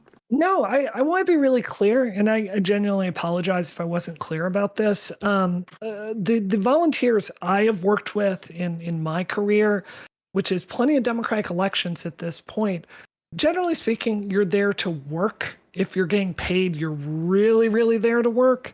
And you kind of tend to focus on just the job you've got to get done rather than what your individual beliefs are, because it's really more like who can cut more canvas for the day, who can get through more of their phone call sheet. It's not really about what you want. It's about what the candidate needs. So I guess we're talking more about when the opinions become relevant to what they're doing on the ground, like they're participating Can you give an example of that? Sure, like meetings where like participating in like town halls or whatever, where they stand up and give like very progressive takes, things like that. Dude, I gotta tell you, I would pay anything to get more college students and high school students out to your local DTC to participate, because it is so old. Like, respectfully, you gotta show up if you want to take over this party, and I do. You've got to show up, and that means running for local, like, terrible positions like treasurer or vice chair, and it means like working elections. So I'm betting young people. Yes, sure, but if we're identifying this group as, again, you guys seem to agree, the group that is causing some of these like weirder, out of left field radical positions, some of the more aggressive, progressive positions. You're also advocating for them, like standing up and being the ones, at these town halls, potentially getting this kind of media attention for these like more fringe views. Are you fine with that? Yeah, well, this is genuinely how I feel. Yeah, I think if you look at my public presence today and the way I conduct myself versus during Gamergate, right? I think you see someone that's a lot more calm and measured, right? And thoughtful about how I advocate, right? That's not an accident. That is from spending so much of the last few years having to talk to people I don't agree with and trying to build things with people. That was a very useful thing. So it's my view that if you get people off the computer and get them out there to like try to work with people to accomplish things, it's not that I think it's going to de-radicalize them. It's that I think it's going to give them a deeper perspective on how to get along with others and work towards common goals. Does that make sense to you? Yeah, but I might be missing something crazy Sure. here. But I feel like you were very strong on like the whole Hogwarts legacy thing, and I feel like that's one of the bigger like online backfires when it comes to progressive discourse, right? Like that clearly hasn't gone particularly well. I feel like I talked about Hogwarts Legacy for 2 hours. I think I probably should have been more judicious in my public statements. I am not convinced that this battle is a net loss. I think the right has pushed a lot of social issues over the years and fought losing battles and has ended up with some power. And I think sometimes just showing up and fighting an enemy, even if you lose, has value, in my view. Okay, but I mean, you showed up and fought, or rather, the overall progressive group on that issue showed up and fought an enemy that I don't really know I agree exists and probably wasn't worth the political capital, right? In expending all of that effort online, and then the conservative backlash, and now a bunch of free marketing for a game. Even if you did believe that the game itself had some problems, it seems like that backlash has been counterproductive and just given the conservatives an easy W, right? So maybe the different. Do you mind if I ask? Are you a game developer? Have you worked as a game developer? No. Okay, so I have a real job. Game development is a very, very, very hard job. I know. Go ahead. So one of my goals with this is I think it is helpful to drive the social cost up for the game developers that choose to work at WB, to make that a studio that people are embarrassed to work at, and this to be an IP that they're embarrassed to work on. I can tell you for a fact, because I am, I still am pretty connected to the game industry. We're having real conversations about, is it ethical to work there? And I think when there is a sequel, I do think staffing is going to be a challenge. And I think the only way they're going to be able to staff it is by really making some compromises in the way Harry Potter is engaged with. So look, I fully posit with you, it's very possible we could have lost this battle entirely. It's not my ideal framing. This is a battle that J.K. Rowling wanted to fight, not me. But I am not convinced they're not going to make benefits. Yeah. Okay. I don't want to get too deep into. Yeah, do you have like I don't want to like loop on this forever and ever. Sure. It's fine. I did have one more question, which is there's been a lot of conversation about purity testing, and I think maybe this is more for Destiny actually. It seems like you just end up with the same problem in the opposite direction, where instead of, purity testing for, you're not left enough, now we have to start excising groups of the left that are too radical or are using the wrong language or continuing to push more radical. Hell, I would like it if there were fewer people bitching about the Hogwarts Legacy shit, right? So if it were up to me, I would be saying those are the people that we should be ignoring, and the true left is over here, where with the more reasonable, more inclusive takes that aren't saying, that Hogwarts Legacy is a character test, right? We're not excluding people based on whether they play a fucking video game or not. So how do we excise that group of leftists compared to, the existing gatekeeping that's already happening here? It feels like the same problem in the opposite direction. Okay. If you have an answer, but was that a question for me or Brianna? Either one. Probably you. Probably you. Well, I mean, I feel like I'm going to repeat the same thing I said earlier. Like, I think that we try to find what the most reasonable positions are, and then you kind of bully people out for positions that you consider unreasonable, right? So like I disagreed obviously with the Hogwarts thing. So my advocacy is just going to say, like, if you want to play that game, it's fine. It doesn't matter. I generally stand against J.K. Rowling's statements on trans people, but I don't think that means that we have to boycott every single thing that's related to her or Harry Potter whatsoever. But yeah, that's all I can do is publicly advocate for my position, right? Okay, so we just gatekeep in the opposite direction. Basically, yeah. Okay. Can I ask you a follow-up on that? Me or him? You. Yeah, go for it. So if that's true, do you see the people who wanted to do the Hogwarts Legacy boycott as the real progressives, or the progressives who were quiet and didn't talk about it because they couldn't give less of a fuck? Well, I think they're probably all progressives. Progressives. Right? Progressives Okay. can disagree on things, right? But when you talk about progressives, you're talking about the boycott people, or are you Sure, not? in that case I was, yeah. Okay. Okay. Don't you think that's a bit too general? What's too general? Do you think the boycott people are like big enough of a force to be like a representation of progressives, that we're in a panel talking about progressives, those should be the ones that we focus on as like a representation? I imagine even in progressive movements, we're probably pretty cut on the Hogwarts Legacy stuff, right? I like even in, not to say that it's like a barometer for the left, but like even in Vosh's subreddit, there was like a lot of fighting on whether or not like we should ever boycott the Hogwarts Legacy thing. A lot of people are going back and forth on it. Which he was against, right? Which who was against? Vosh? He was against boycotting it. I don't know what his positions are. It depends on whoever he's sucking up to at the I time. can tell you. Sure. I'm just saying that, like, in general, I think that a lot of progressives were wrestling over whether or not that should be boycotted. I don't think that was like a bog standard, like, progressive position. But that's kind of like the good infighting, right? Or is that the left eating itself? I don't think infighting is bad.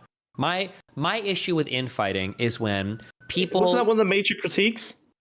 What? Yeah, but That there was a shitload of leftist infighting? Like...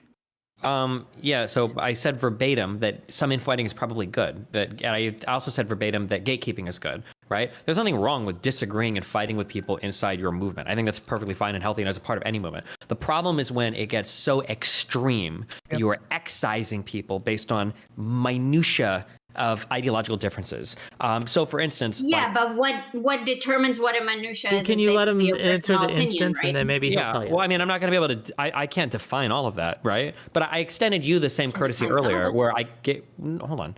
I extended you the same courtesy earlier because somebody was asking you, I think, this exact question that you're now asking me. Somebody was asking you, it might have been Wick, Katee, how do you decide exactly like which people to cut out of the movement? And then that's when I gave the example of like, well, if a person is like, I don't like trans people or I don't want them to be anywhere involved or whatever, they're not allowed to, be in the movement. That's probably not a progressive. But I can't give you the exact cutoff point. I can just say, like, broadly speaking, like, these are the positions I think we should adopt to push forward a broad progressive policy that we do all agree on. Well, and there's going to be disagreement in there. I was actually going to answer your question about what should we leave behind and what should we not. And I think that's different than talking about the minutia thing. And when you say like progressives are handling like stuff that aren't important, I think you decide what's important, what not important.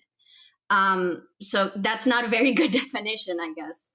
Here's what I think is important that almost all progressives, I would almost say that this is probably a defining progressive belief, is you should believe in some broad form of trans advocacy and trans protection. So that means some sort of access to medical care that's not treated as simply cosmetic or elective. And it probably should extend, it gets a little bit more, but probably should extend to minors as well. At the very least, we should be able to agree that if a doctor and a parent agree, that minor should have access to that treatment as well in a way that's medically necessary, not cosmetic or elective, right? So that would be like a progressive idea. Now, where we're gonna fight over is exactly how do we advocate for or push that. So let's say that I come out and I go, okay, the trans minor shit right now is just fucked. It's not electorally tenable. I think that what we push is to codify some trans stuff for adults, and then maybe from there we'll move like later. Now, if somebody comes out and they disagree like Destiny, that's stupid. If we don't fight for trans children now, it's never gonna happen. That's okay infighting. That's totally fine, and that's a good type of infighting. Those are the discussions we should have. But if somebody comes out and they say, Destiny, you fucking hate trans people. Get the fuck out of here, you transphobic piece of shit. That's not okay infighting because we have the same end goals. We just disagree on the process, but now we're gonna excise people based on the disagreements in the process. That's like the difference in my mind between bad infighting and good infighting. Okay, so it's just about the type of talk that you use and how you choose to engage in the conversation rather like... No, not at all. It's not to do with the type of talk or how you engage with the conversation. It has to do with like whether you can have here's the problem with a lot of progressives. There can be no room for disagreement on the process at all. You have to be 100% on board with it, or MLK is getting dragged out again and his letter for Birmingham is being thrown in your face. President Sunday did it to me in this conversation. You're the white, I think you mentioned that thing, you're the white moderate, we would have never gotten civil rights, right? It's not just being nice people. You can even be mean about infighting, but it's when you start saying like, we need to kick this person out of the movement, that person's not a true progressive, get that person out of here. I think that's where the problems happen. Okay, that makes sense. Okay, that's just a But the fancier exact same thing version of happens. what I meant. The exact same things happens if we're cutting out those people based on them being too radical on the left. We're Like not one of the cutting issues them out. we have is that- Smoke. Well, hold on. No, well, I mean, they We're not would be, calling right? them Like, not progressive. if you're bullying We're not them out, calling if you're them not gatekeeping them out. leftists.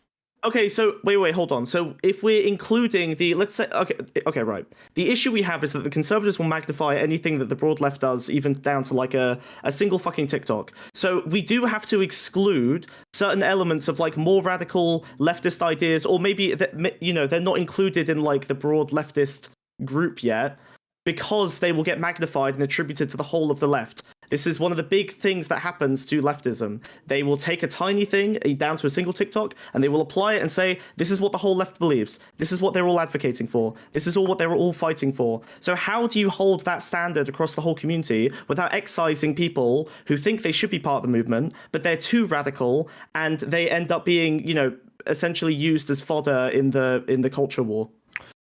So I could be wrong, and I don't know how I'd even begin to quantify this. And I know I stand in the face of a lot of people that disagree. I don't think that actually happens. I think that there's a popular. Really? Yes, I think there's a popular thought that what happens is conservatives will take a very minor pet issue and they'll magnify it to make it way bigger than it actually is. I think what actually happens is conservatives identify something that is a minor position. I'll use this example. My 2-year-old child is trans. Okay, the amount of people that actually say that, this is probably like 4 on the planet that are actually coming out and saying it's very, very, very rare. It's not a real issue, right? The problem isn't conservatives picking that out and making it an issue. I think what makes it an issue is when conservatives pick that out and they start to fight over it, a lot of people will try to defend it. And I think that if the majority of the people were like, you know, if somebody comes up to me and they're like, do you think 2-year-olds are trans kids just like 16-year-olds to me? I'd be like, no, that's probably dumb.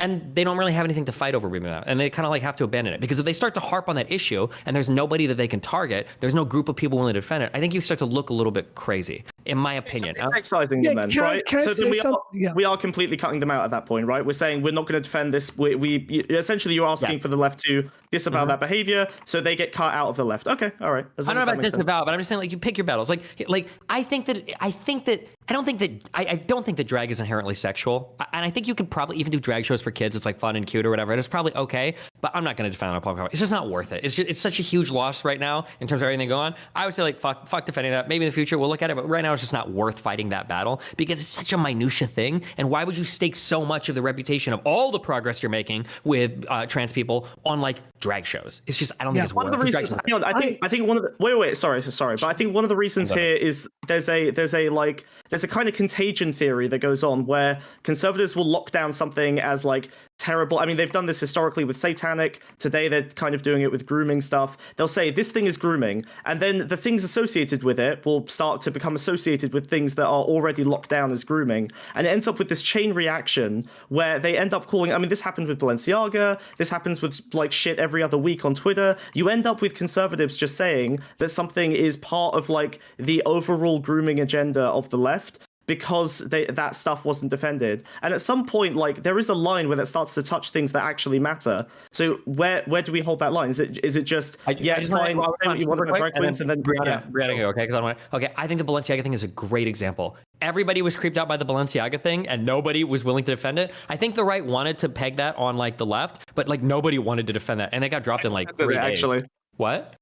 I defended it. Whatever, Smug, okay, you might have defended it, but I think broadly speaking, I think people didn't defend it, and I think it got dropped out of the news cycle in what, like 3 or 4 days. Like, and even Kanye, like everybody's talking about that, and then it like disappeared pretty fast, I think. But it was because nobody wanted to defend that, I think. I mean, I continue to see conspiracy theories saying that, you know, people wearing 𝕵𝖎𝖎𝖏𝑚 stuff has, you know, pedophilic connotations, right? So I don't know if that really dropped out of the conservative side of the discourse. It just stopped being defended because the next thing that they would call in grooming happened. Sorry, Brianna, you were going to say something. No, strong point. Everything you said, dead on. I completely agree with it. You too, 𝙬𝙚𝙚. You're completely right. That's where the central thing is. I just want to draw your attention to something that I think this. Wait, how can we both be right? I thought we disagreed. I think you're making strong points about the difference here and the conflict that's at play here. I want for you to notice the framing of what you're talking about, because this is so damned important. You're talking, and 𝙬𝙚𝙚 is talking about us responding to basically a a controversy that the right is ginned up. Now, I am old enough to know they've been doing this since the 80s, the 90s, the nils, and they're doing it today, and they're much better at this with social media. I think one of the reasons I've kind of decided to, with Destiny, with you put my differences aside, is I think you are doing some important work with setting the topic for the left. And I think we don't have that same kind of apparatus out there saying this is what you should be paying attention to. Not drag shows. Let's talk about what's happening with trans kids across the nation. We need our own media ecosystem, because I agree with you. It's a losing battle no matter what side you pick on that. And it's always going to be a losing battle. We are going to have to go on the offense as a left. And I think billions of dollars to set the discourse, I think, right? Like it's not accessible to us. Correct. So respectfully, Destiny, one of the things I really wish you could do is to put more of your differences aside and work with more people. Jank is awesome. Jank is 10 out of 10. Sam Cedar is awesome. Like, maybe you don't like some of these figures here, but I think there's so much opportunity for you to set a dialogue, because the culture on the left, it's not being set by CNN. It's being set on Twitch and YouTube and Reddit. Rely on Destiny. Okay. I think you have a really outsized role to play. I think there's good work you could do if you would work with others more. To be clear, I agree. I work with anybody all the time. Okay, usually it's them that don't want to work with me, but yeah, like I had a conversation with my good cum bucket guzzling friend Sam Cedar. That was a fun conversation. But no, like I'll have a conversation with these guys anytime. And like I said, I agree. It was a good debate, and you kicked his ass, and I subscribed to his show, but you really destroyed him. Okay, yeah, it was a rough conversation, but like no, I'll work with anybody. I agree. Sure. Like I think it's like the funniest and craziest thing to me is that like Vosh, Hassan, and Destiny. I think we're still the largest streamers for left-leaning politics. I don't know how big Denim's famously has gotten, but the fact that none of us can work together at all is like insane, because like everybody fucking hates each other. It's the craziest fucking thing in the world. Can I interject here, if I may? Getting people that were more left to come on the show with Destiny was a struggle. I reached out to so many people who just turned me. Oh, Destiny's gone. I can't do it. I talked to a famous video game streamer friend of mine today, and I was talking to her. I'm like, I'm debating Destiny later today, and she just went white because I was talking to her. You are like the boogeyman to some people, but no, I think that it's this inability to if I can't be in the same room as someone else without being getting secondary sanctioned, like because of something Destiny did, not even something I did or said, but because I'm in the same room as something someone else did or said, and I didn't punch them in the face or call them a Nazi, and I can get those sanctions, that's a fucking problem. Smug, did you get your issue addressed? Did you have... Yes, ice me, send me out, kill me, do it! To the void. Okay, Ginger, you've waited patiently in a long time. Real quick. Yeah, I'm going to pop off. Thank you for being here. Say goodbye. Brianna, thank you for the good faith. Super cool talking to you. Destiny, good talking to you too. Katee. Ooh. Jenny. It was good. If I would go better. See you too. Real based. All right. Have a good one, guys. Bye. Can I just say, I think it's really funny that for the most part, I don't think Katee's been mean to anybody, and she's just getting shit on by everybody in this conversation. I think that's very fucking funny. Sorry. I probably gotta go as well. It's like 2 a.m. here. Thanks for having me on. Thank you for being here. Be careful. Bye. Wow, I really know how to clear a room, don't I? Nice job. Hey, Ginger, do you mind if I quickly ask Destiny a question before you go? Go ahead. Please don't. We have a large room, and I want to get as through it as much as possible. Like you've had 3 hours. Yeah, you've had a lot. Had 3 hours to talk to you. But if go ahead, Ginger. Please. So I wanna touch back on a topic that Destiny brought up, which is picking and choosing our battles. The problem with most progressives is the fact that they want to jump on everything that bothers them, even if it's a minute issue. They have to bring it up. They have to make a case about it. And although yes, the right does that in their own way, the problem with progressives is I'll bring it to Keffels. She decided to have her own way about things. She decided to go about things the way that she did, getting Destiny canceled, going on Twitter and deciding to pick a fight with anybody that she possibly could. She did this to herself so much that she ended up breaking down on stream because of it. She was holding herself to such a high standard and having everybody else hold her to such a high standard as far as progressives are concerned, that when she decided to open up and be like, oh, well, I kind of like this and I kind of like that, her chat turned on her. And that's the problem that we're facing over and over again, is that you need to choose your own battles and choose them wisely. Because if you're going to nag at everybody for the tiniest things, when there's a big issue, nobody's going to want to pay attention to you. Okay. I agree. Yeah. Was there a question? Like, no, hurrah! I agree. Yeah. Do you have a question there? Well, actually, my question was for somebody that already left. Oh, I'm sorry. It's okay. Wait, was it for President Monday or? Yes. Well, Wait, what was your question for him? Well, I can be a stand-in. Ask your question. Oh, I God, will please put on my don't. Sunday dress and I will answer your question. Go ahead. Well, my issue with him is the fact that he likes to jump onto these panels and he knows what these panels are about. And he gets to speak his own mind, but as soon as somebody else steps in and decides to, hey, that's kind of wrong and this is how I feel about it, he gets super emotional about it and storms off, and then gets frustrated when people talk to him about it and ask him not to do that. Madam, I would just like you to listen for a minute. Indubitably, that is just not true. You are misrepresenting me, and I will see you in Twitter court. So there you go. Oh my God. Okay. I did not run. I did not run. Okay. I did. Yeah, Thank you no problem. thank you We're so gonna much do for one having me. more. We're gonna have two more callers jump in. They'll jump in at the same time though, and then we'll call it quits. That's great. Um, So Destiny, Nice talking to you guys. you're a progressive, right? And you care about effective activism. So Carter, yeah. okay. Do you think you generally care about that more than like your money or content or revenue? I mean, like I balance the two for sure, but I mean, I Okay. generally try to point my way I try to balance the two. We'll say that. Okay. Because earlier you gave a critique about how leftists are not willing to make those financial concessions for their causes, or progressives, sorry. Yes. Okay. So if a lot of people thought it would be very effective for progressive for you to 𝙎𝖎 to work together again, would you maybe try to make peace with them in a way that isn't content driven? It's always with those people. I have no problem working with anybody. I don't hold grudges for almost anybody. Yeah, it's always on their end. But you know that's not what I'm saying. Like, you know 𝙎𝖎's issues with you, and in your manifesto, you basically you talk a lot about despising him. And to be fair, he says the same about you. But if you cared about activism, you could try to make actual peace. I just think you more care about the content you can generate from the feud, right?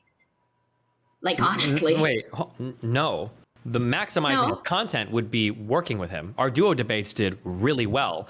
Bringing him onto these like fresh and fit shows would be huge viewership. Even debating him with things would be huge viewership. And also I make him a better person because he doesn't have anybody to copy takes off of now, and he's like getting lost in a lot of shit. So no, I think like we synergize with each other and work really well. Me and Hassan debating would make like really good content. From a content point of view, it makes more sense for us to work together even. So no, but that's so. Do you think they are the issue with not working with you? Yeah, of course. Well, of course, I would say that too, but Yeah. his excuse is going to be Can I that, ask directly? Can I ask directly, Destiny? What? If I set up a debate between you and 𝙎𝖎, you'd come? Yeah, of course. Okay, Yeah. excellent. 𝙎𝖎, the ball's in your court. Okay. Well, it's been in his court for like 2 years. But Let me ask you argument is this. doesn't want Let me to, ask you but- this. So let's say it's 2024, right? We've got an election to win. Let's say it's Joe Biden again. He's our nominee. Yeah, DGG tried to recruit me to go down to Georgia. I couldn't say yes because, PACs obviously cannot coordinate with political campaigns. But if I could find a way to like get it so outreach to say Majority Report or Young Turks, and then everyone like Destiny, DGG, Young Turks, Majority Report, we're getting every streamer to put together people to go canvas together for 2024. Would you be willing to give a project like that your thumbs up? I would tentatively say yes. We considered this before because there's actually a group of Vosh people that wanted to come in and canvas and work with us.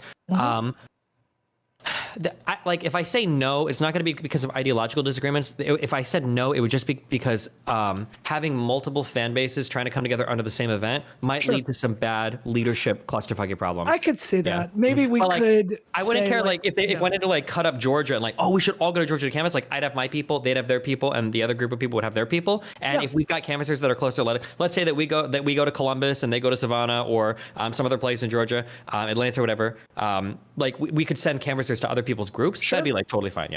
You could also split it up, figure out a different swing state. So DGG goes down to X swing state. We get Vosh to go over to a Y swing state. So there's no I just think that's the kind of I think that kind of leadership from the top. I think it's modeling what you want to see in the world. I think it's sending a message to the Democratic Party because something I don't look. Let's be clear.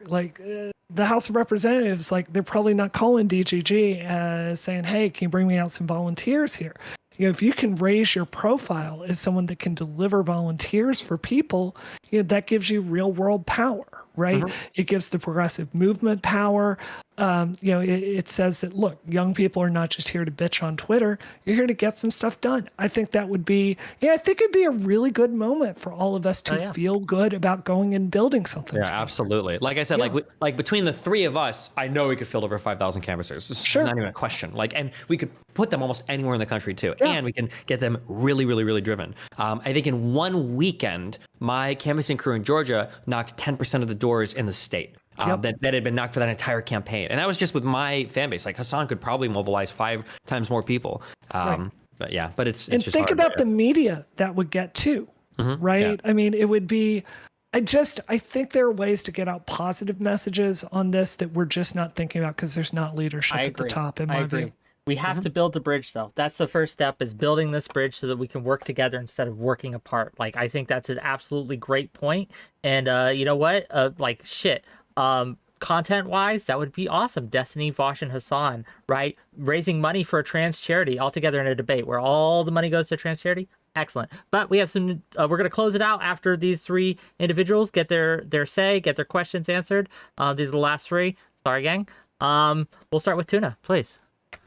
Hey, what's going on? So this is a broad question, but maybe it's more specific towards Destiny because you kind of reminded me specifically of this while you were saying something. So earlier, and in general, people have been saying that the left has a gatekeeping issue. Everyone's kind of talking about this idea that there's this, general left and that people are, purity testing, doing all this. I agree in the sense that people will say, we are the real left and you are the fake, and that's fighting over the claim to the word. But it feels like a lot of this so-called gatekeeping is more so just necessary separation. I don't think that progressivism is a single movement right now. I think that we just have oil and vinegar that needs to separate. Do we have to think of it that way? Or it seems like this is growing pains, right? Or am I the only one seeing that?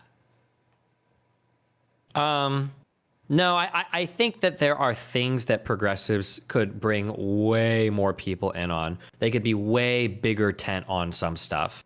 But they get too much into the weeds on things and it inhibits their ability to build a larger coalition of voters. I think for the most part, it truly is either a race to moderate or a race to mobilize your side rather than getting more and more purity tested. There's a reason why there's a reason why we had to bow so much to Cinema and Manchin, and it's because those are the only types of candidates that could hold those seats, right? We're not going to be, towing the line for AOC because she could be, no offense, but she could be replaced with any other Democrat. A rock with painted blue would win in her district. So yeah, I understand again, and I agreed with Katee here a little bit that you have to cut out some people, obviously, right? If you're against gay marriage, you can't be a progressive, But if you have questions about and being uncomfortable about sex reassignment surgery for minors, that's a totally fair position to have and still be fully on board with progressivism 100% of the way. I just think we have to be careful where we cut people out. I think it would behoove all of us to think about goals that unite people. For instance, with transgender people, I think if the message were similar to like gay marriage. It was, let's make sure trans kids have access to public schools, right? Let's make that a right nationwide. That's a more unifying message that you can bring people behind. I think one of the problems is progressives, there's a real tendency for us to pick the most divisive message possible. Look at police violence. What was our message there? Defund the police. I'm very amenable to police reform, but this is the worst slogan in the history of slogans, right? So there's something about us where we just take glee in taking the most extreme position and trying to get people to refute that, right? And that, I would argue, is something that's it's about you feeling good in that moment, but it's not anything that's going to build political power, in my view. Anything else, Tina?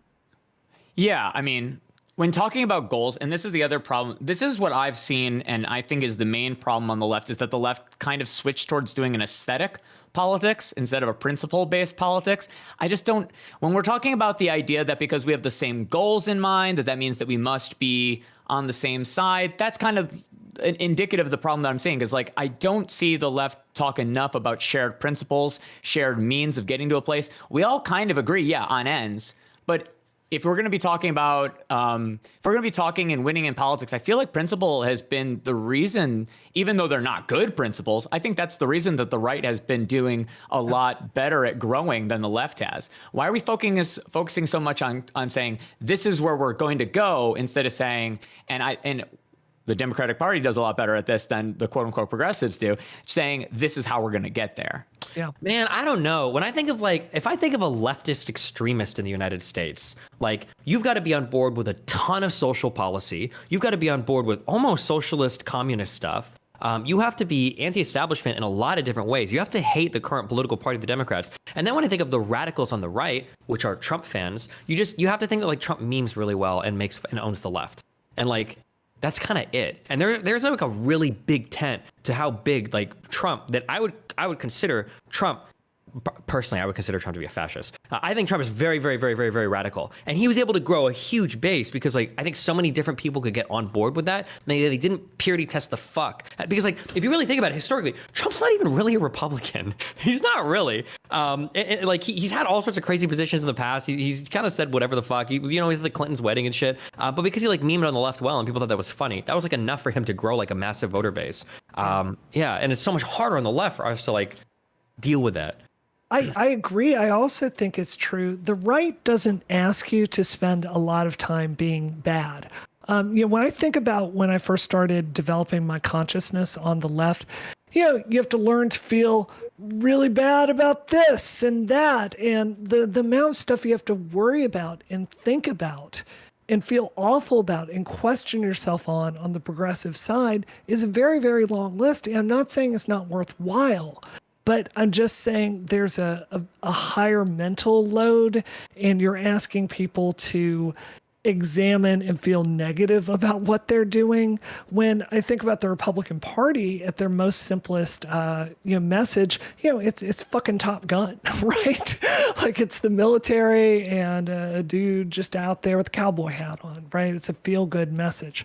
I think that it would really behoove us more on the left and the progressive side to talk more in positive terms about what we want to build and who we want to be.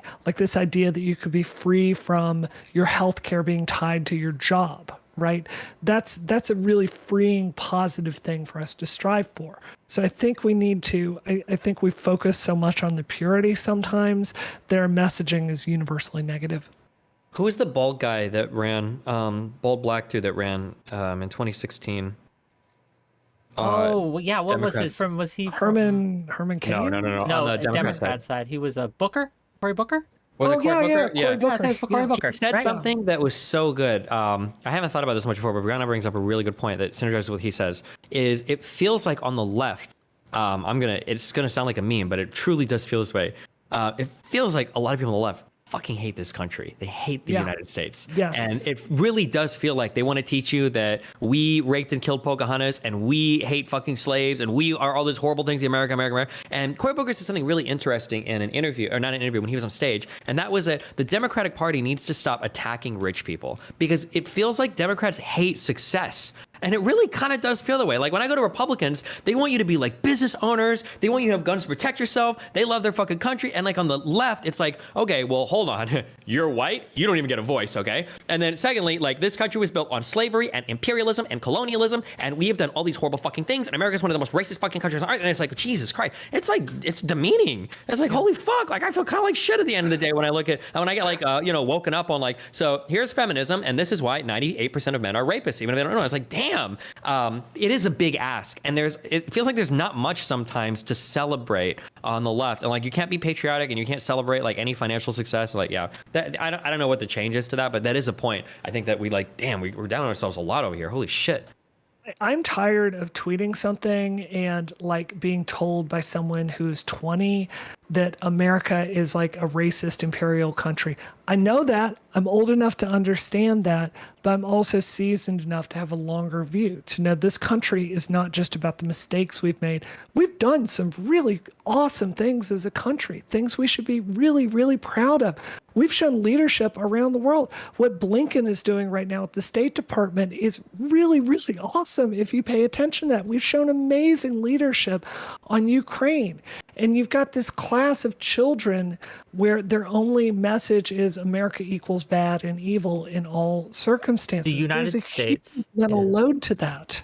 The United States, just if I may jump in briefly, the United States is one of the least racist countries in the world. It just is. It's one of the least racist countries in the world. It's one of the least problematic countries in this world. And we are hypercritical of it. Criticism of America, A-okay. But when you're hypercritical and you refuse to see any of the good, yeah, it creates this... Correct.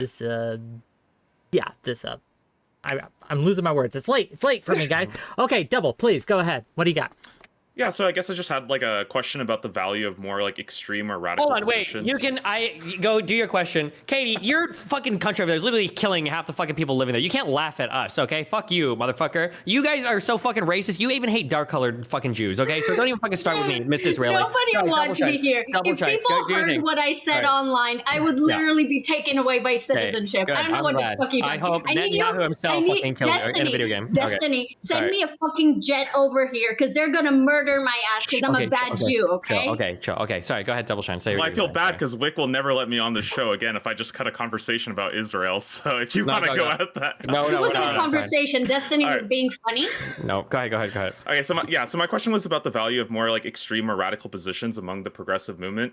Earlier, Destiny, you were talking about $15 minimum wage and how that was pretty much untenable, but $12 was something that could have seen, maybe policy. I think, but it was an example. Right. So I guess I'm curious about like, would the conversation have even been there if we didn't have these people pushing for more extreme agendas? And do we lose some of that pull to like normalize these things and make them, public conversation when you basically are just like, I think a little eager to just write them off as too extreme so you don't have to defend let me them. be super clear, okay? Activists are really fucking important. And there should be people out there saying 15 an hour is slave labor and we need 25 an hour. Those people are important and they have an important role to play, but they need to understand the role and we all need to understand the role, right? Because if people weren't pushing for, the most extreme shit, maybe we never have gay marriage, right? If people weren't pushing for the most extreme shit, maybe civil rights never happens in 64, right? That's possible. But but we have to understand that activists are activists and they agitate and they push us in a direction. Yep. But if you don't meet the activists, it's the same thing with like a moral ideal, right? If you don't hit like the moral ideal, it doesn't mean you're a horrible dog shit person. Like it's the journey to that ideal that should be celebrated.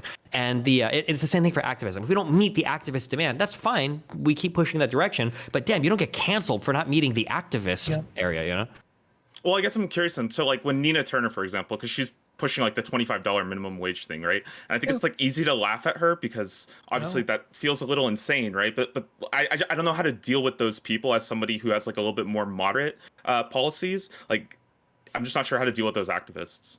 Nina Turner would have been a great congresswoman. And I think this really speaks to your point that there is a value in a Nina Turner being in the Democratic Party saying, we really, really, really need to go in this direction. She lost because a billionaire pumped a lot of money into a PAC and flooded the television with anti-Nina Turner ads. Like she cozied up to this one group and it was wildly effective, right? And I think very much at the detriment of the people in that district. So I really agree with you.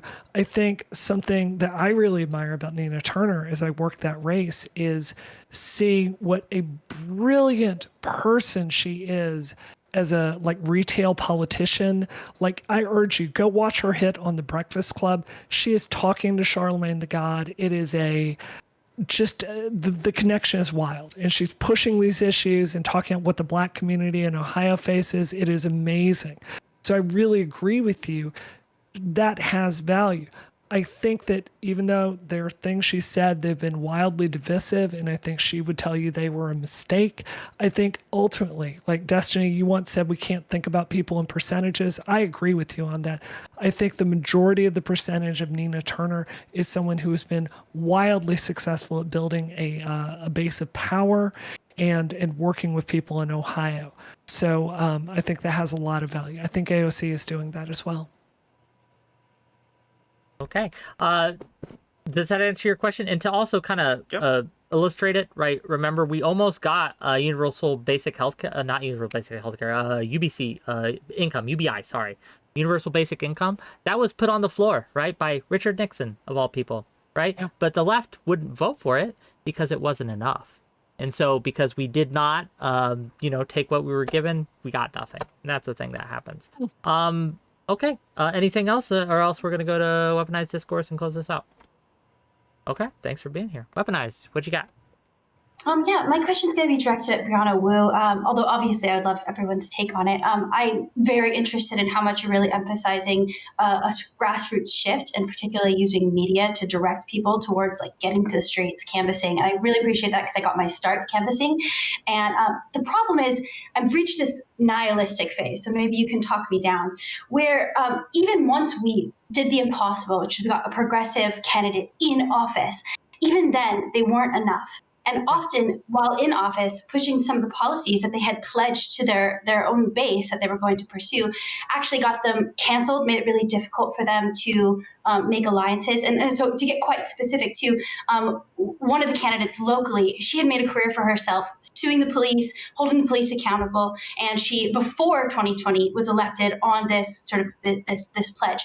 But with the protests in 2020, there became a movement to try to defund the police for more than she felt was possible to win.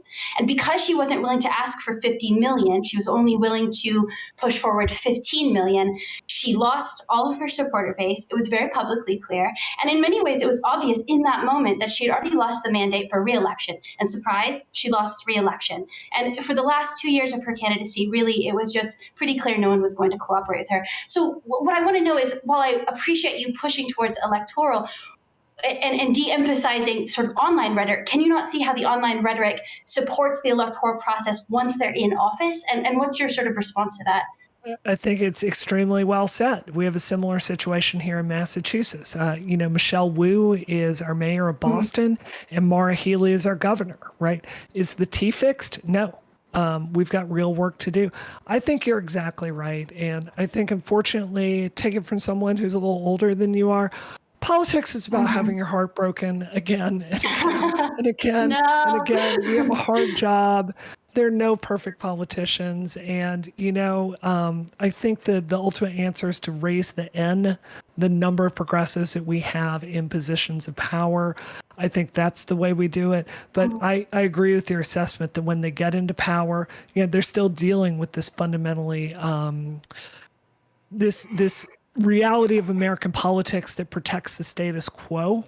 It protects the status quo, but I would push back. It protects the status quo, but she lost her mandate because she wasn't willing to go far enough, and because of this purity testing, right? Because people couldn't understand her doing what she needed to do as a politician, which is compromise.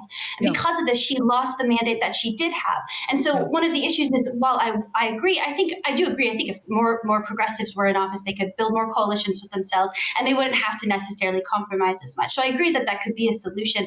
But one of my issues is one of the reasons why I've come to media and have become interested in media programming is because running for office isn't enough. And it's clear that when there are politically activated activists who are focused on extreme rhetoric, they're not going to appreciate the work that we've done to get to the place of compromising because they can't really conceive of how compromise benefits them. Yeah, no, I think that's dead on. And I also think you're really correct about media being a key part of the problem here. Look at the Build Back Better bill, right? We're consistently going out there attacking progressives as though progressives were the ones standing in the way of Build Back Better. No, that's not true. We were the ones trying to get the bill to the president's desk that he wanted, his agenda that he campaigned on. It was Manchin and Cinema that were standing in the way. We had no way to get that out to normal people other than Young Turks and Majority Report, in my view. So I think it's really incumbent upon us to build alternative media structures to get these points of view out to the masses. Because Destiny's not here right now, but like he got zero credit for Georgia that I've seen in the mainstream press, because no one's out there thinking about that story and writing about it. We really need our own alternative media ecosphere in the same way the right has. I guess one of my things, and I don't want to, this is like classic, more lefty progressive moment, but it's almost like I want to suggest a new purity test. Like I want to suggest that the people in these media environments have done that work, right? That they actually have gone out. Because one of the issues is that we do have people often talking about these issues of political compromise when they haven't actually hit the streets and they haven't actually realized the value of compromise. So it's very easy for them to speculate from their armchairs. Yeah, I completely agree. Okay. Wait, can I respond to that real quick? Something about that? Oh, please, yes. Brianna brought up something really, really, really important. We know this from psychology. It is a fact. When you are socialized around other people, you cannot demonize them. It is impossible for somebody to be like, well, I won't say impossible, but like if you meet more people, you talk to more people, it's hard to be like racist or transphobic, because if you meet enough of these people, they're going to be human to you. The same exact thing works when it comes to political points of view. Yep. The reason why people online hate people that disagree with them politically so much is because if you've never met them, they genuinely seem like fucking barbarians, right? How can you be anti-abortion? How can you hate women so much? How can you want to enslave them, et cetera, et cetera, et cetera? Like, it's the worst, most horrible fucking thing in the world, right? But if you actually meet pro-life people, and as much as they might be cringe, you talk to them and you realize like, okay, you're religious, it's a human, you think babies are blah, blah, blah, right? At the very least, you don't come away thinking that they're like these animals, these monsters, these savages that are just completely politically opposed to you. And compromising with them becomes possible because you understand them better. Nobody wants to compromise with a fucking monster. And when you never talk to other people that disagree with you politically, they are monsters. So the compromise is out of the question. That's why everybody is like so quick to like compare everybody to Nazis and fascists in the most evil way possible. It's because they have like no foundation of which they understand the other person's point of view. Inflation crisis. That's what we have. Everything has to be the worst possible version of itself because that's what drives clicks and views. Okay, gang. This has been great. Oh, did you have something else, Webby? Oh, well, not really. I mean, I was interested, though, I agree completely with that sentiment. I'm not steel-manning it for the sake of raising it, but rather that I've seen why people veer towards this demonization, and it's because it gets clicks, right? It gets people interested and it gets people mobilized about issues that they weren't otherwise. And so while I completely agree, it has upstream harms. One of the issues is it's also the entry point for a lot of people who otherwise didn't necessarily consider themselves political. Do you think that in the end, that end result is more harmful than it is worth it to engage? Or do you think maybe that could be the entry point for people and we could really emphasize that our thought leaders de-escalate people, right? De-radicalize. Right. You can emphasize de-escalate people. This is something that is always going to be important to keep in mind. Politics is a reflection and media is a reflection ultimately of what the people want to see. Now, there's a little bit of push and pull on both sides. A radical content creator can make people more radical. But if you've got a bunch of people who, if you socialize people around black people enough and they go online, it's going to be kind of hard to get them to buy into like crazy race realist, like neo-fascist, Christian nationalist, like very racist type people. Because it's just not going to match your lived experience much, right? Or for me, like I've talked to a lot of conservatives and shit. I'm never going to watch a program where there's some guy screaming screaming about how like all conservatives are evil people that hate women and blah blah. Because like I know them, and it's just not going to affect me much. So I think it's important to understand that like while yeah, it can be annoying that some of these people online are so radical and push people in bad directions, which they do. A lot of the times because the people themselves are already very receptive to that message. I think that's important to keep in mind too. People are too quick to blame the media when I think the media is oftentimes a reflection of the people that consume it. That's my feeling. Yeah. Of what they want to consume. I agree with that. I do think there are structural. I think the incentive structure with media in the United States is misaligned with outcomes that are desired for the people. I don't think there's anything malicious about it. I get frustrated when people attack journalists because I think it's an underpaid job generally. But I do think a lot of the times, just to be completely honest, I no longer watch cable news, right? I feel like I get more informed by listening to certain YouTube and Twitch channels, right? Because I feel like there's this bias towards sensationalism and conflict. And I think the real discussions that I find intellectual and stimulating, I think they're happening on Twitch and YouTube, in my view. So I really hear your point. I think it's a strong point. I think it's well said. I do think there's a misalignment that's not always in the public interest. I also do have to say, I would love to know, how do you kind of account for the fact that if you're saying media, we get the media we deserve, or we get the media that there's a market for, why is kind of the political sphere on Twitch so male dominated? Because there aren't a lot of women, in my view, that are, I mean, we certainly have some women figures, but it's very disproportionate in my view. I think a lot of parts of the internet are pretty male dominated in general. And then I think Twitch's background probably informs that a lot too, right? Sure. Because Twitch came from gaming stuff, which was super heavily male dominated. And then it kind of, what we have now, I think grew as an extension of that. I agree with that. I also think Twitch values different women for different things. Like when I see Pokimane, I see her as... That's another discussion. But go on. No. I'm not making a joke here. I think Pokimane is brilliant politically. I think she is so good at getting people to form a connection with her audience. I think I just think the world of her, right? I wish there was a format for someone like Pokimane to talk about this stuff, because if she did, I think her audience would turn on her if she got a tenth as political as the average YouTube channel, even though she's clearly smart enough to do that kind of work. So I but the problem is these people are maximizing for a career, unfortunately. Yeah, right? It would be a fucking disaster for them to ever even begin to talk politically. Yeah. I think it's relying more on like individual like journalists and like YouTubers and live streamers. Do you think like you lose some of the accountability of like the more mainstream media channels where, I mean, on YouTube you could pretty much say like almost any radical idea you want, aside from like COVID misinformation. So do you think that might foster some of that like more radicalization? Yeah, I don't like the shift towards, I mean, I am an alt media person. I don't like the shift towards alt media because I feel like the lack of accountability is really scary to me. Yeah. Yeah, like you can get so, I don't know. Never mind. I was gonna mean, but yeah, I don't like that.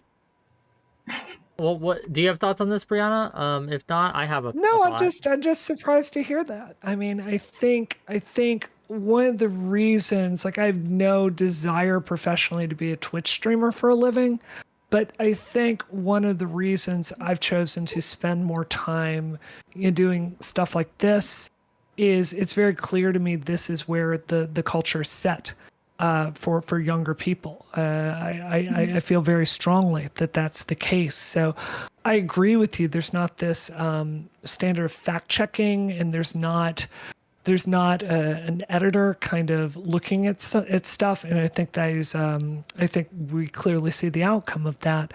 But I think it's important. And I think that it's powerful. I think there are issues that get talked about on Twitch that would never get covered on corporate media, in my view. The decentral. Sorry. No, I agree 100%. Yeah. I think the decentralization of the media, the information, right, has happened because people. Well, first of all, more people have access to a camera and the ability to be broadcast and the ability to gain an audience, and also because legacy media, right, has lost the trust of the American people, right? It just has. Trust in media organizations is at an all-time low because they've gotten it wrong so much, right? And they've been unable to hold the trust. Now there are some bad actors who are pushing that too, right? That who are using those mistakes that have been made to really kind of ram that home. But I guess I disagree with Destiny here. I think that the decentralization of information is largely a good thing. The problem with having a single or just a few institutions with such immense amounts of institutional power to have accountability and choose what is truth and what is not, that has problems of its own. So I guess it's just half a dozen of one, six of the other. That's all. Okay. I think that kind of echoes what Destiny was saying, where like people are just finding content that's sort of what they already believe is true, and they're just getting it reaffirmed. I don't think people like going to. But that happens with legacy media too. That was not different during legacy media days. That was not substantively different even back when in the newspaper days. There were hundreds of newspapers that you could tailor to what you wanted to read, right? And there were the socialist rags that were being printed by not fit for to use as toilet paper, right? It's a human thing. I don't think it's a necessarily a reflection of technology. But I've talked enough. I've ranted enough. I've kept you all enough. I make one more point on that. I don't agree with that. And there's a phrase I hear people using increasingly, anti-fans. I love Destiny. That's why I watch your show in the first place. I enjoy hearing arguments from people I disagree with. And I think there are a lot of people out there that are like me. So I think that any streamer would probably tell you there are a lot of people that watch their content that don't like them, right? So I don't think it necessarily segments us into bubbles, right? I think that sometimes we click on things. Yeah, I can tell you over time, like listening to different points of view, it certainly changed the way I've approached things and thought about things. So I don't inherently agree it's always a bubble. I think there's a bit of mix over in my view. Maybe. That's another conversation entirely. I will say that thank you for being here. Thank you all for coming. I'm not sure how YouTube works where I can send people off. I don't know the commands yet, so I'm just going to end the stream. Gang, if you liked what you heard today, and if you'd like to hear more, we do this on Twitch all the time at twitch.tv/WhickTV. We also do it right here at youtube.com/@WhickTV. Come check us out. It's great. Thanks for being here, gang. And yeah, hopefully I'll see you guys later.